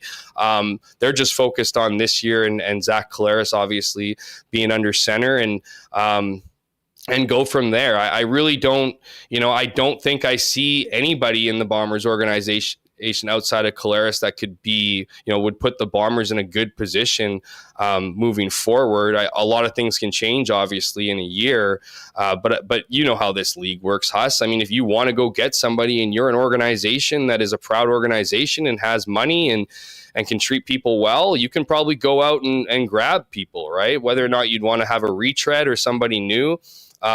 That's why I say Drew Brown, right? Because that was really a guy that they developed and brought in, would consider their own. So that would be somebody that they would know they can trust and what he brings to the table. And obviously his success last year showed just that. But outside of that, I really, without being able to read the future here or predict the future here, I do think that it would be more or less figuring out what your options are when that time comes. I mean, but whether there's a plan here in place, or a signing of Shea Paterson. You ought to remember too, they have Jake Dolegala, Chris Streveler. I think there's going to be a lot of competition at camp for who will be that number 2. But we'll see what happens here. I do think it's an issue. I just don't know if it's a concern right now.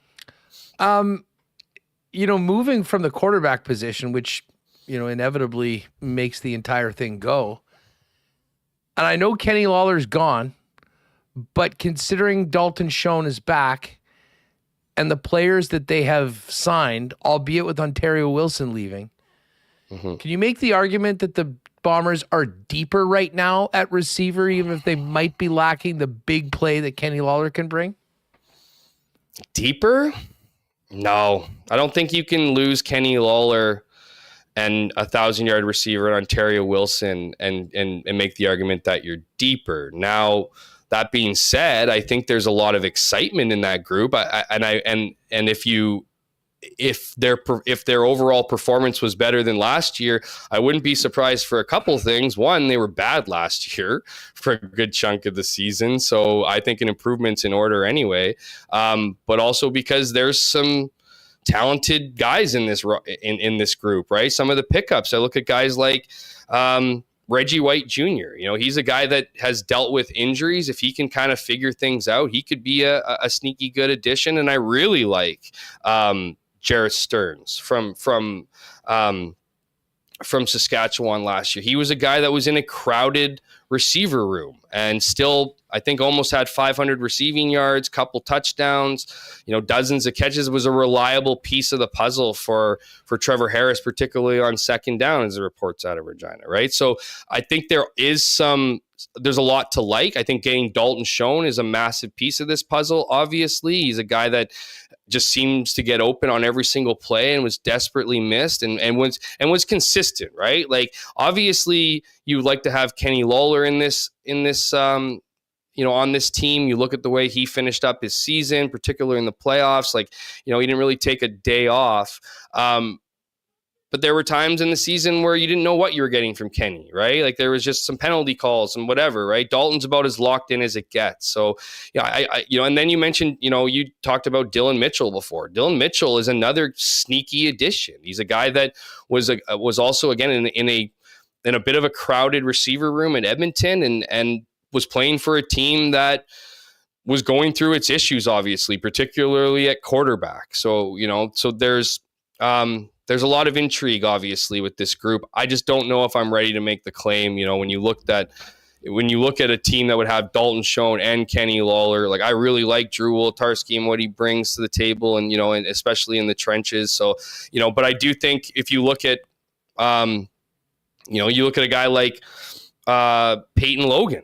I think he could be really sneaky good, right? Like, he can be added to this is what I'm talking about. Chris Streveler, right? Like, Chris Streveler signs.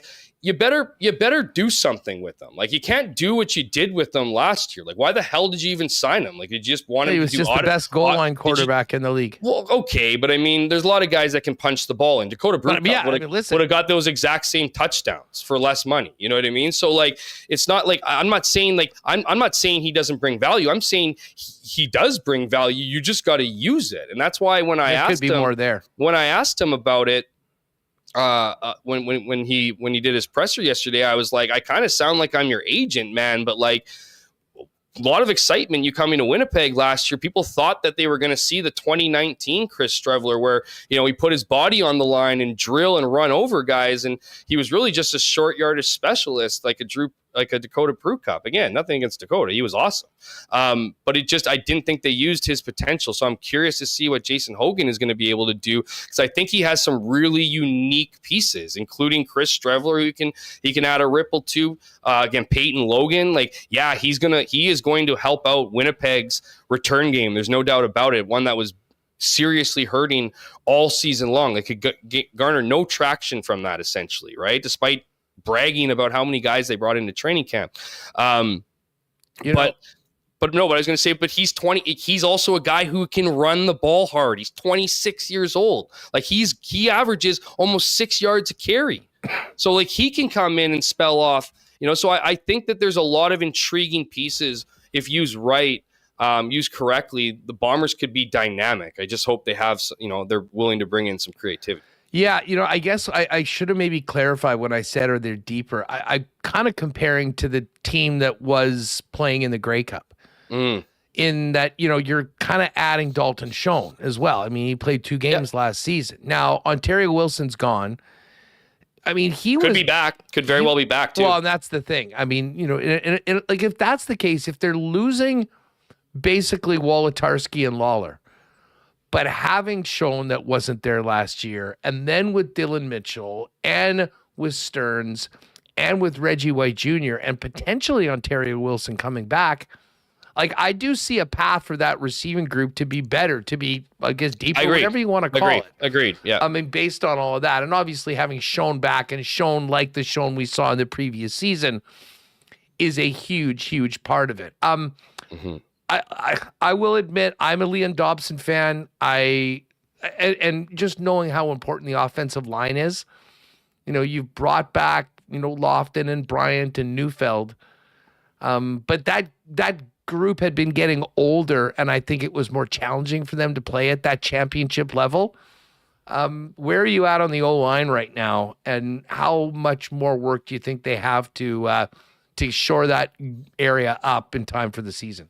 Admittedly, I'm nervous about it. Like I don't think that because that affects everything. It affects everything. The passing game, the run game, the running game, passing your game, ability to move the chains. I mean, obviously, so Zach Collares' potential. You know what I mean? Like it's like that is troubling to me. I mean, how many more seasons can you rely on Patrick Neufeld to play the way Patrick Neufeld has played? Like it's been an ongoing joke about how he's like a fine wine, right? And getting better seemingly with age, but eventually, Father Time is undefeated. So when is that going to happen? Stanley Bryant, same story, right? Like you got to love what Stanley Bryant has done in this league. And he was terrific again last year. When is he going to take a step back, right? And then you think about injuries, right? I mean, you do have younger guys in there. You have guys like Tui Eli, like that can take on a bigger role. There is some depth there, but yeah, I'm concerned about it. It's been the bread and butter of this team. I don't think signing Liam Dobson for north of $200,000 would have necessarily helped you, but again, I mean, you got to kind of look at your situation. You were able to say goodbye to Michael Couture years ago, and because you like what Chris Kolakowski did, I don't think you have the same backup plan for Dobson. So this team is getting thinner. We'll see what happens here. They obviously have Greg Wallace. You know who I noticed that's available right now? Who's that? Granted, he's a name that resonates with me. I couldn't tell you where his level of play was, but we all remember the Bombers taking Suk Chung in that draft ahead of Nick Dembski because they needed to address the offensive line right during the start of the Walters era. I noticed that Chung is a free agent. He certainly wouldn't command the money, I think, that he did when he left Winnipeg to go to BC. So that was just a name that kind of came up considering where Dobson was on the line, and certainly an experienced guy that's played at a high level in the past. But I would expect Winnipeg.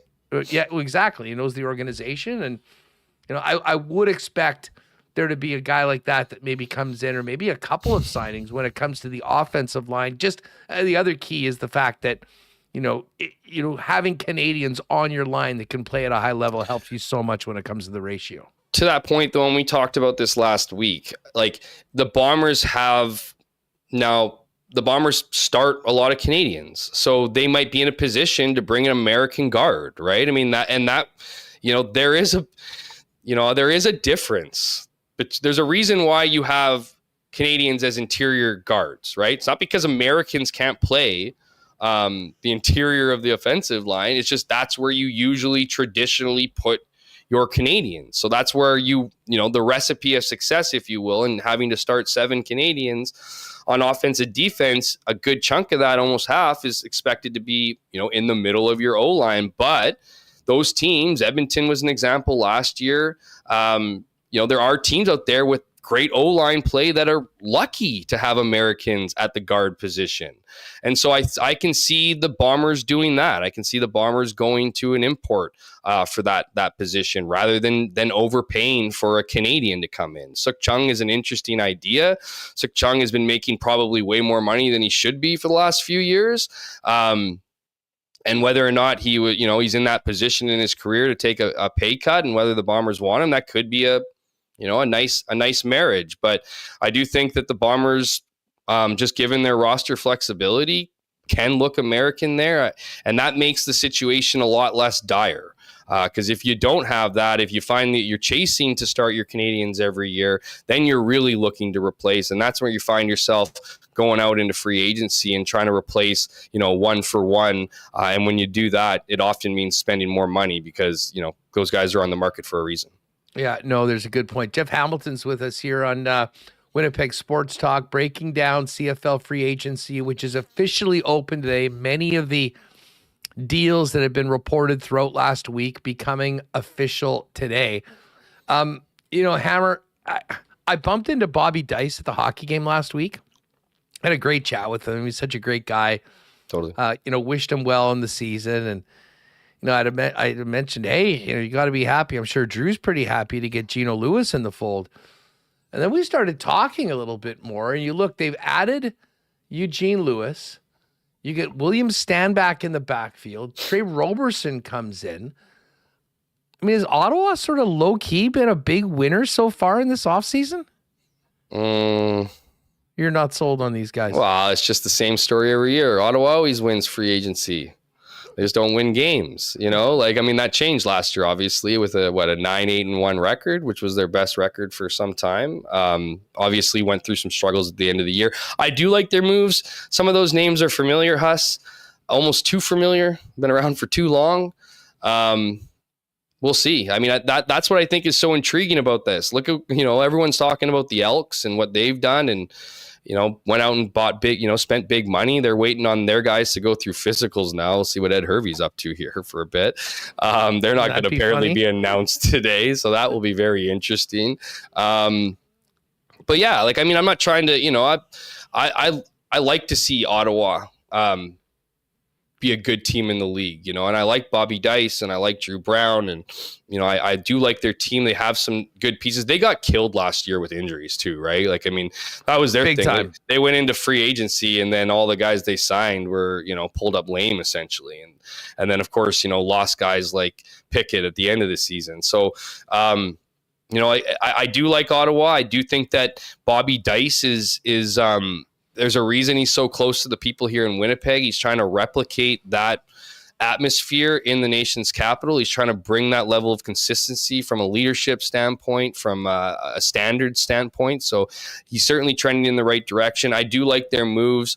I do like that they went out and got Gino Lewis for a guy like Drew Brown who loves to chuck the ball. How many times was that, Huss? 52 times in the East Final, or was it higher?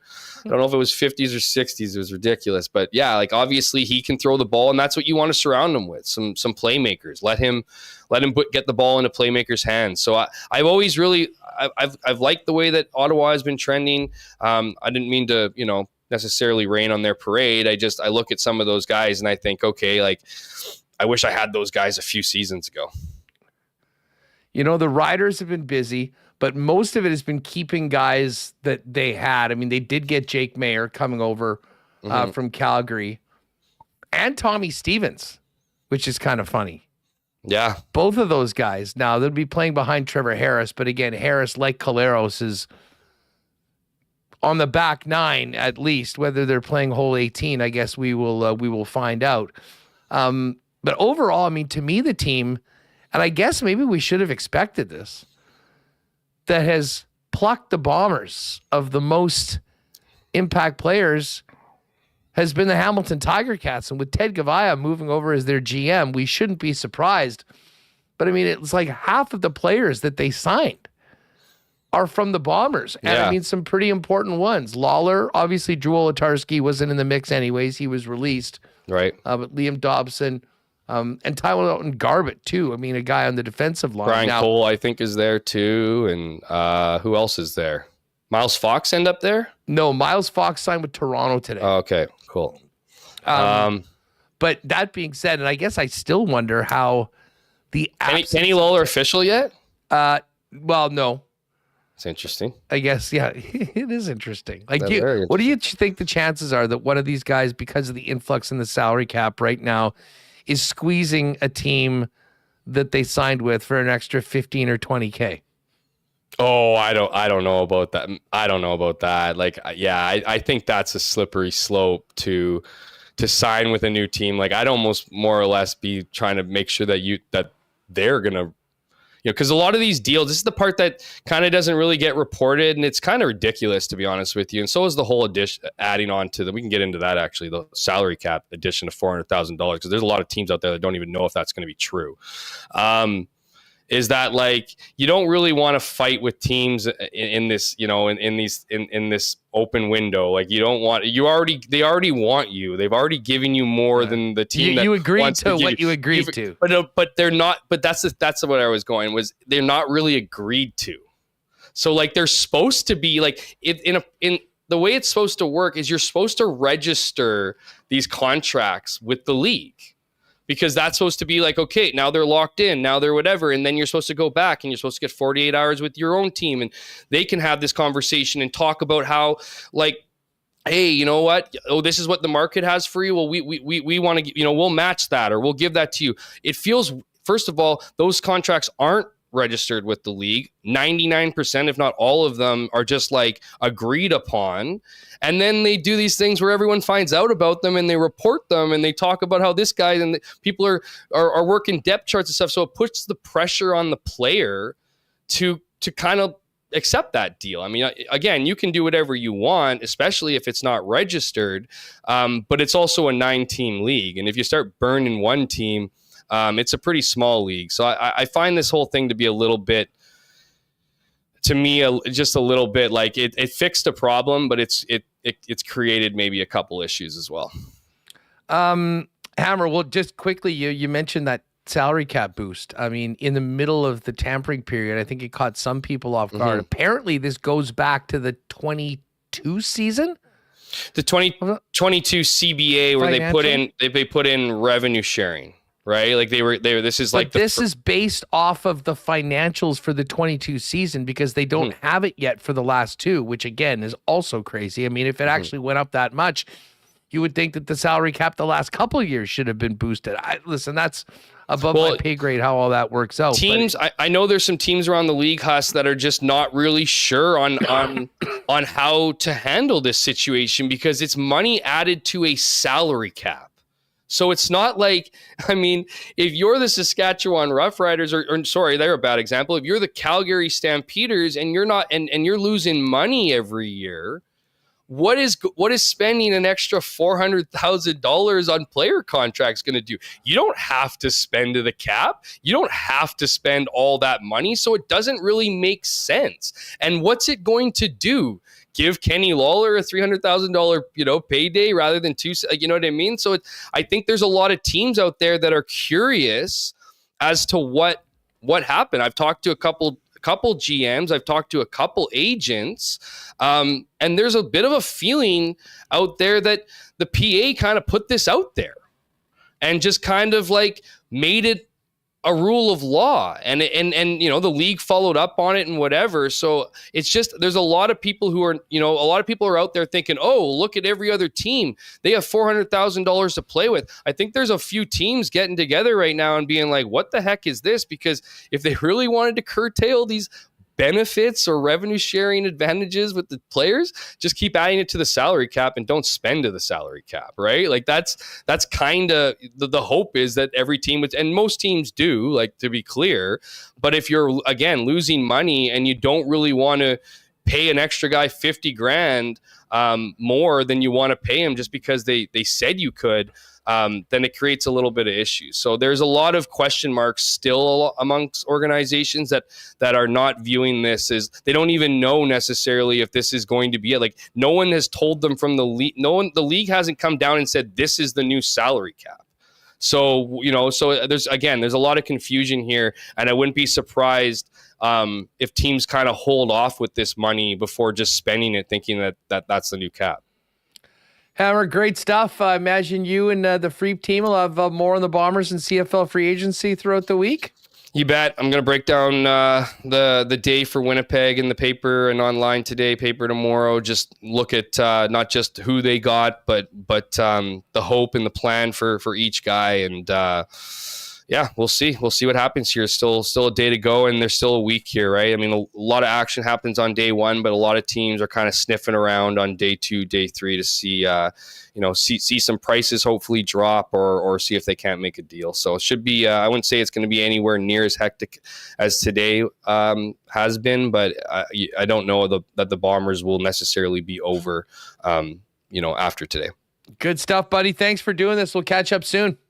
Always a pleasure, my friend. Talk to you later. Good stuff. At Jeff K. Hamilton on X, and of course, every day most days, you can read his work in the Winnipeg Free Press. Let's get to a why not question of the day for Not Autocorp at Waverly and McGillivray. And considering we're just talking about CFL Free Agency, I will put this to the chat.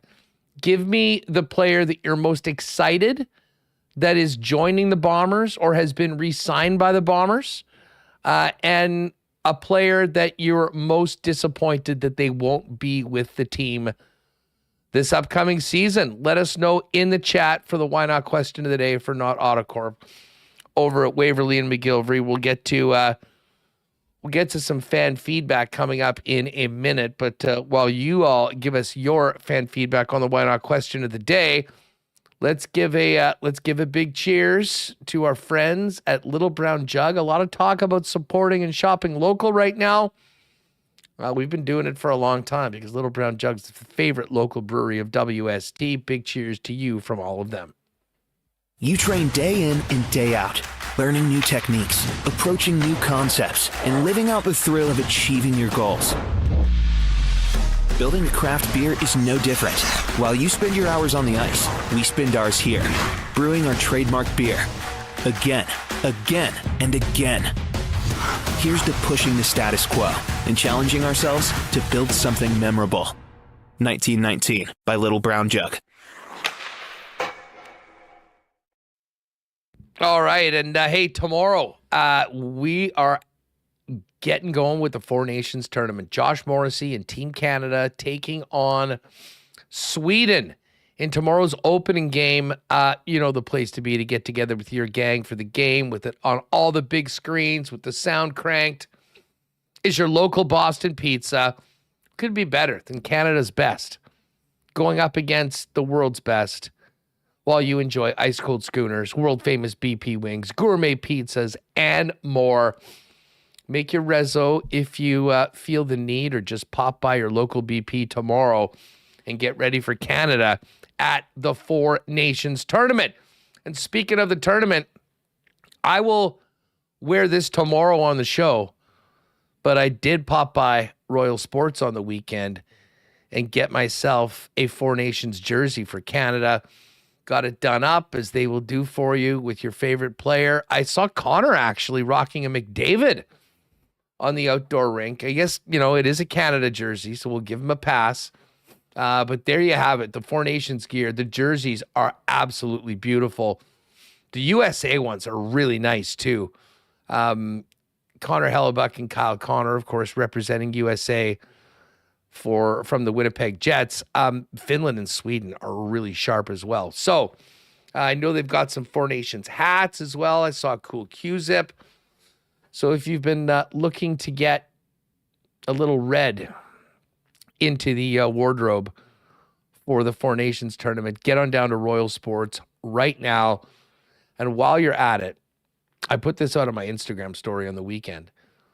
They have done so many cool collabs with New Era for limited edition, unique Winnipeg Jets hats.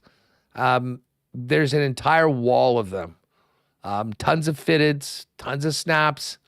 But if you are a Jet fan that's looking for a bit of a new look for your lids, Royal Sports has it. And man, do they have a ton of great Bomber stuff that's coming in right now for the upcoming season as well.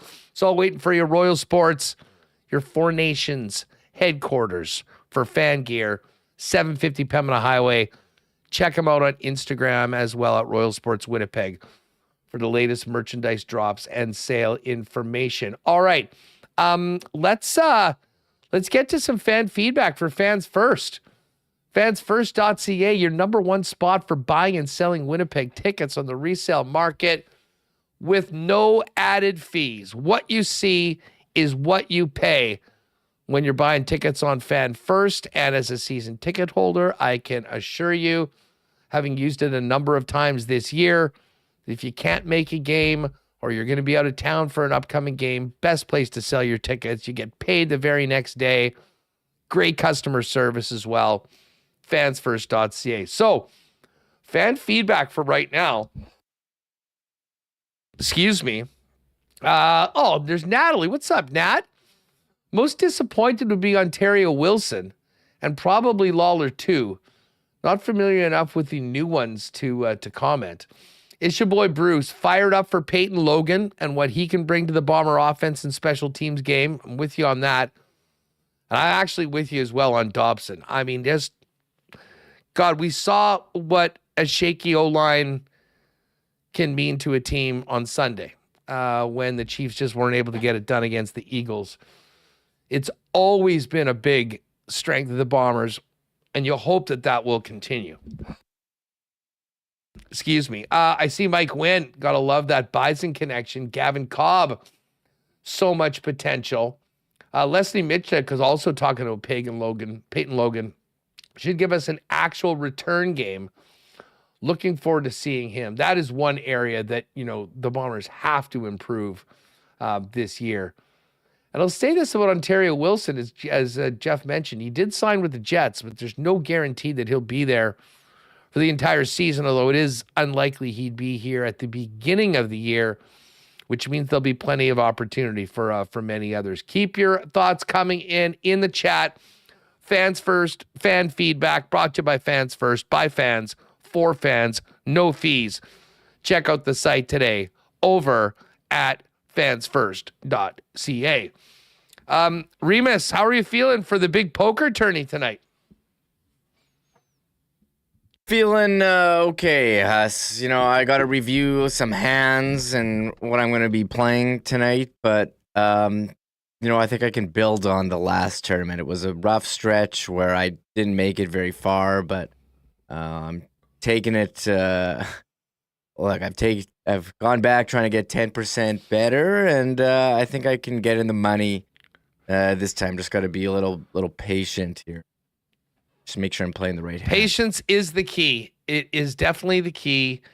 And you know what? If you really look, and if you play well, you can still get bounced with really good hands. I'm going to try to bring some of what I learned in Costa Rica to the tourney tonight. Again, if you haven't played with us before, tonight, Lock Shop Poker Tourney with Winnipeg Sports Talk and Edmonton Sports Talk over on Coolbet. What you're going to want to do is go to coolbet.com, click on poker at the top, download the poker software, and then you'll see where it says tournaments.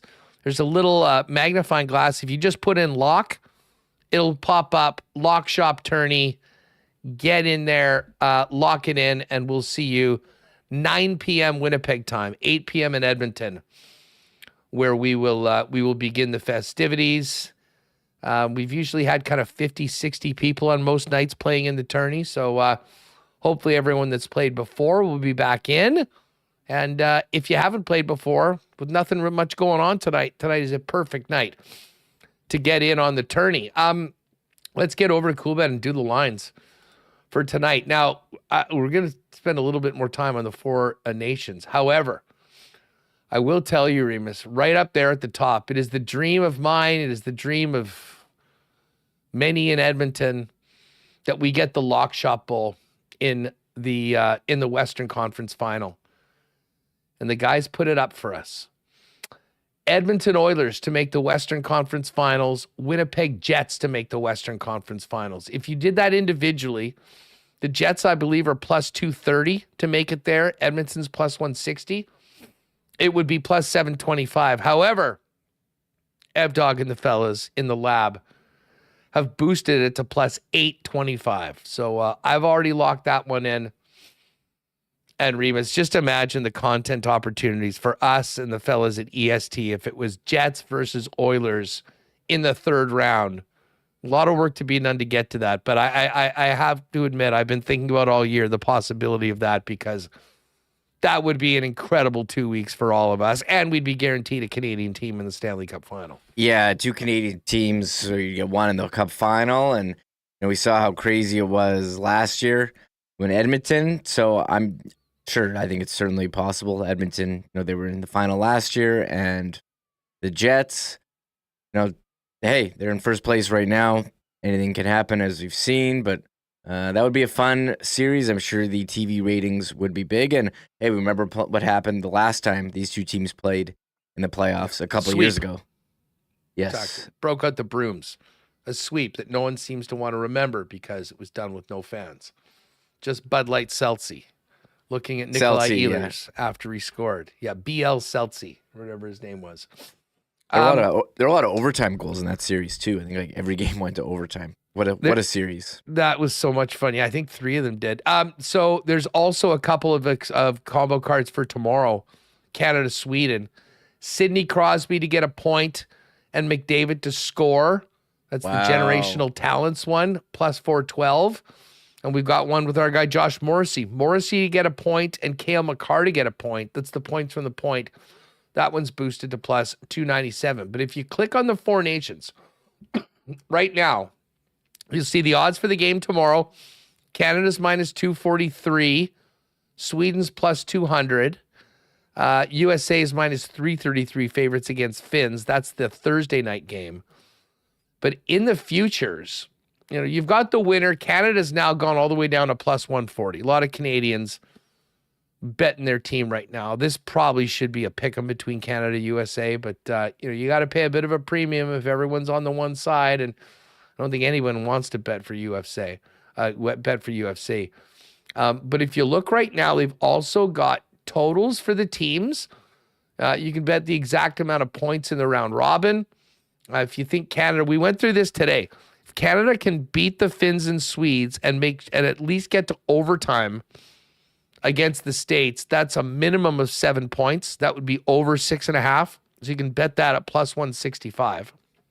Then there, and again, if you want to think they're going to win all 3 games, 9 points, all in reg, that would be 5-1. USA to do that same thing, 6-1. The odds, and Finland's been decimated on the blue line, no Ristolainen, no Heiskanen. So they're 10-1 to win the tournament. But let's take a look at player points.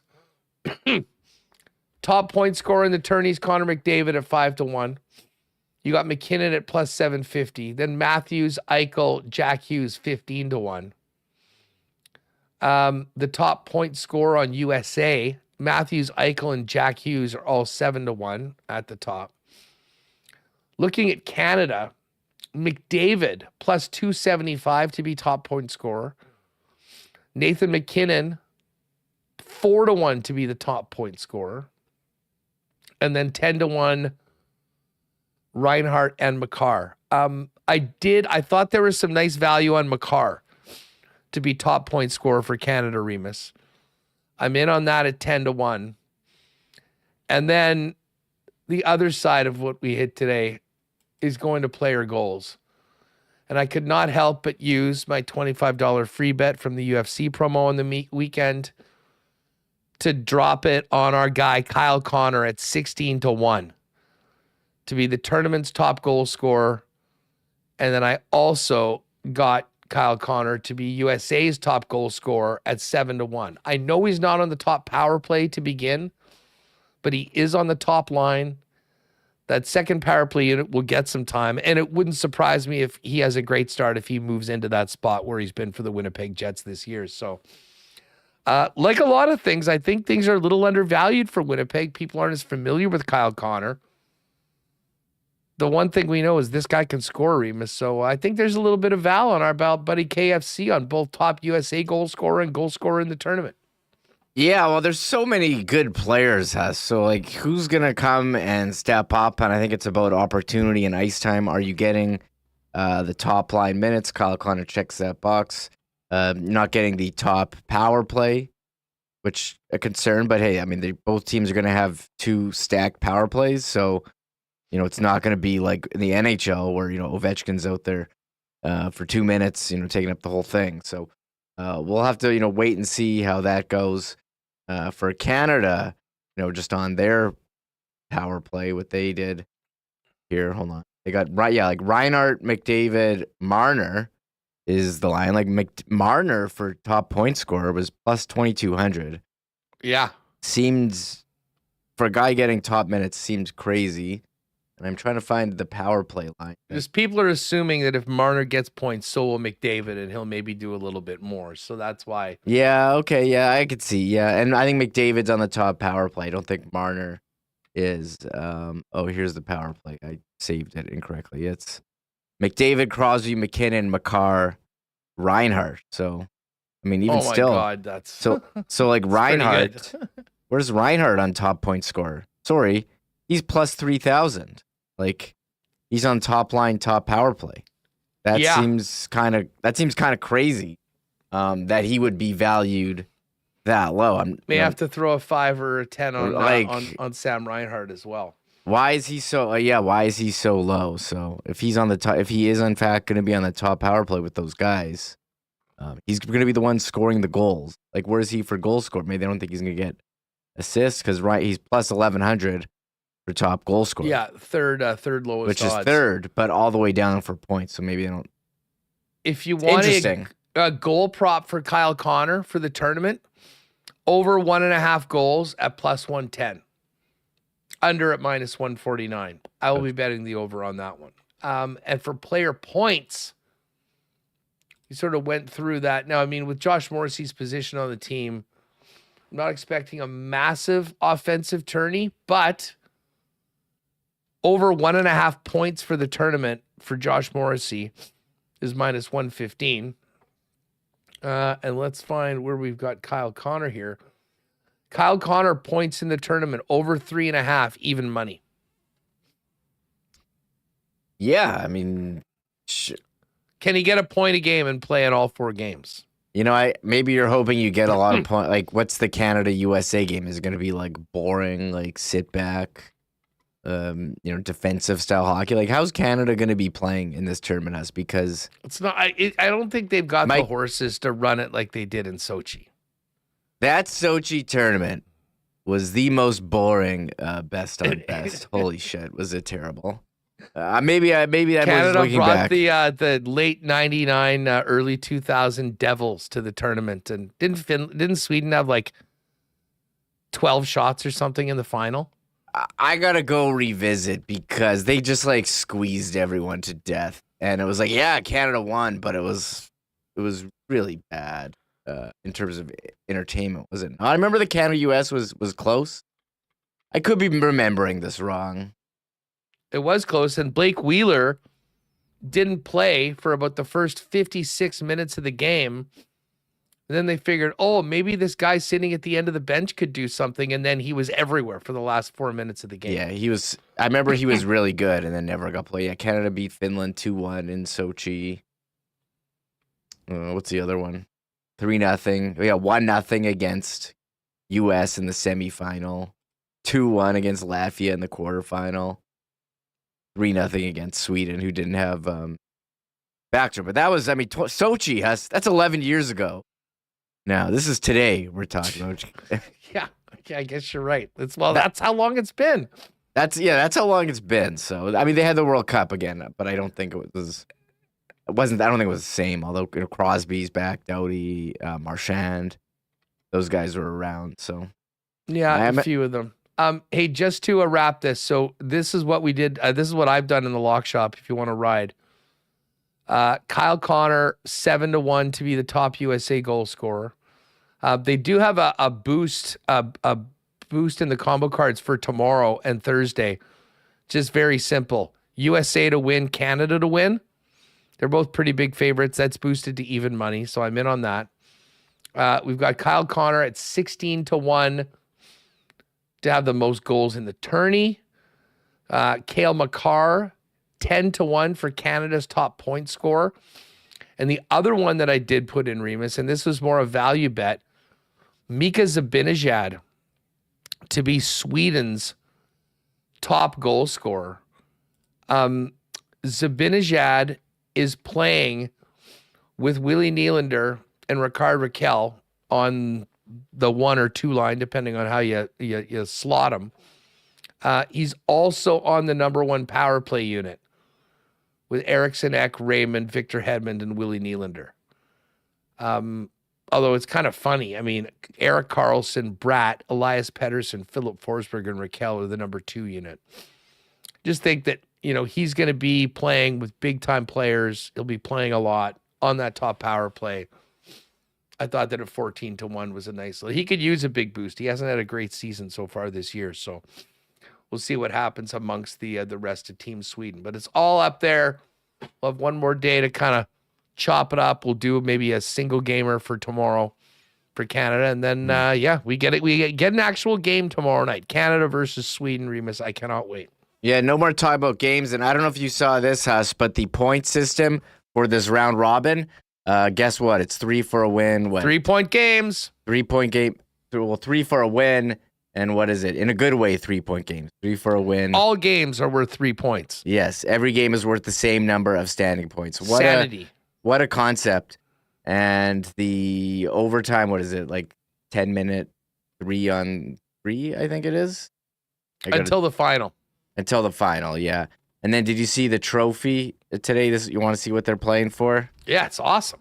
I think it's a pretty sweet looking trophy. I remember when they pulled the trophy for World Cup in 2004. And I was like, what the heck is that thing? But this trophy looks legit. Looks like you can drink out of it, which is big criteria.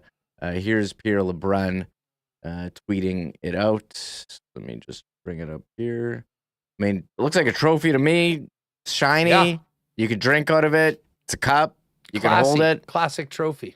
Good looking trophy. Apparently you get medals also, for gold medals to the winners too. Yep. They got the logo on there. I don't know why it says USA. Maybe they have all the countries on each side.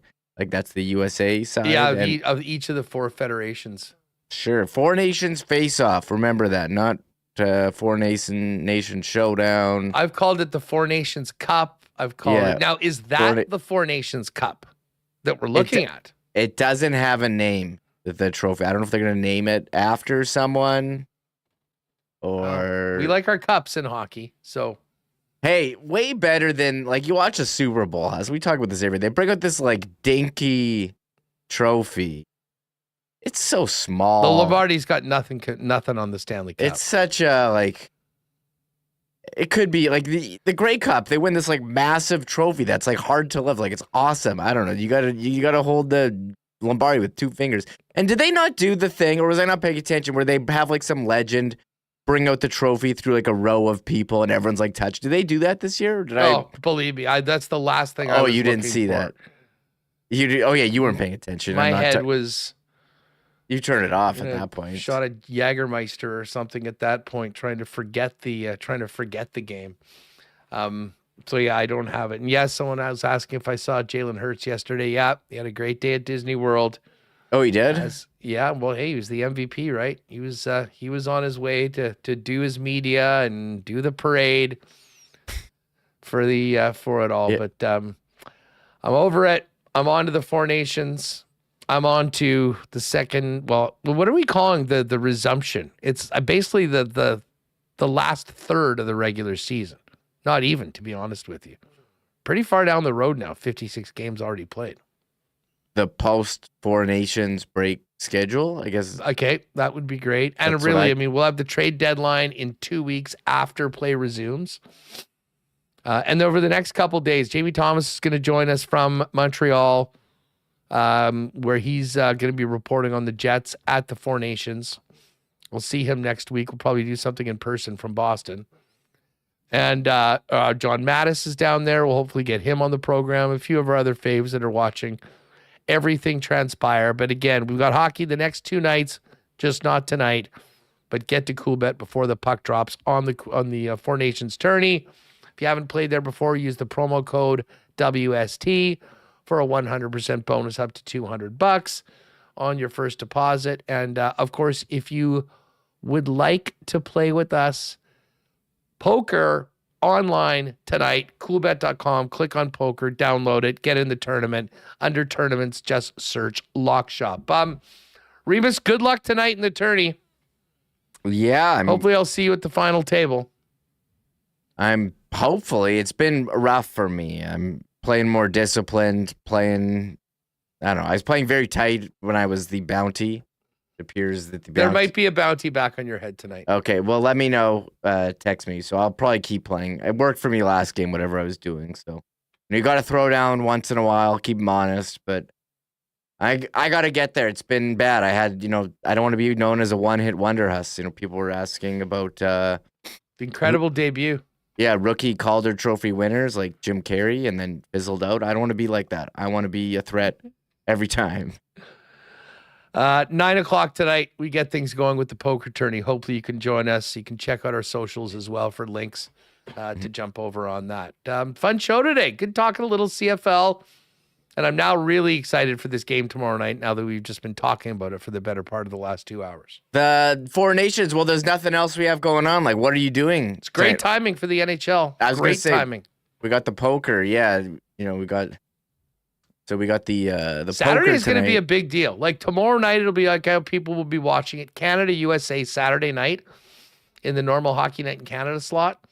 That will be big time. That's the game we've been waiting for a long time. We'll see. And then hopefully we get a rematch next Thursday in Boston. Yeah, like do I start inviting my friends over for this Canada game on Saturday? I should start making plans, I think. Planning ahead. Probably be a good idea to do it. Man, what am I doing here? Yeah, it's Canada, USA. I feel like we should be more excited, right? The fact that we'll have a game tomorrow, then I think people will really be getting on it. But yes, start making your plans for it. That's going to do it for us today. Thanks to the Hammer, Jeff Hamilton from the Winnipeg Free Press, and great stuff with Carlo Colaiacovo. Tomorrow on the program, we'll have more on the Four Nations Cup, as well as what the Jets are doing heading into this post-Four Nations portion of the schedule, getting ready for playoffs, and how they're doing, continuing to work hard to build and rebuild the season ticket base here in Winnipeg. So we'll have something on that with a special guest. That is going to do it for us. Thanks again to all the sponsors that make the show happen each and every day. Don't forget, bidding is live at the auction, HSC Foundation. There's a link in the description of this video. I've got it pinned in the chat as well. Would love to see one of you jump on that Aikens Lake trip with myself. Be the host with the most out at Aikens and show you guys a great time. And don't forget poker tonight, 9 p.m. You know the details on that. For Michael Remis, I'm Andrew Paterson. Thanks for hanging with us today, and we'll see you tomorrow to get ready for Canada-Sweden at the Four Nations right here on Winnipeg Sports Talk. Have a great one. Oh, my God! Oh! Shut it down! Let's go home! Thanks for tuning in to Winnipeg Sports Talk Daily. Make sure to subscribe on YouTube and your favorite podcast feed at winnipegsportstalk.com.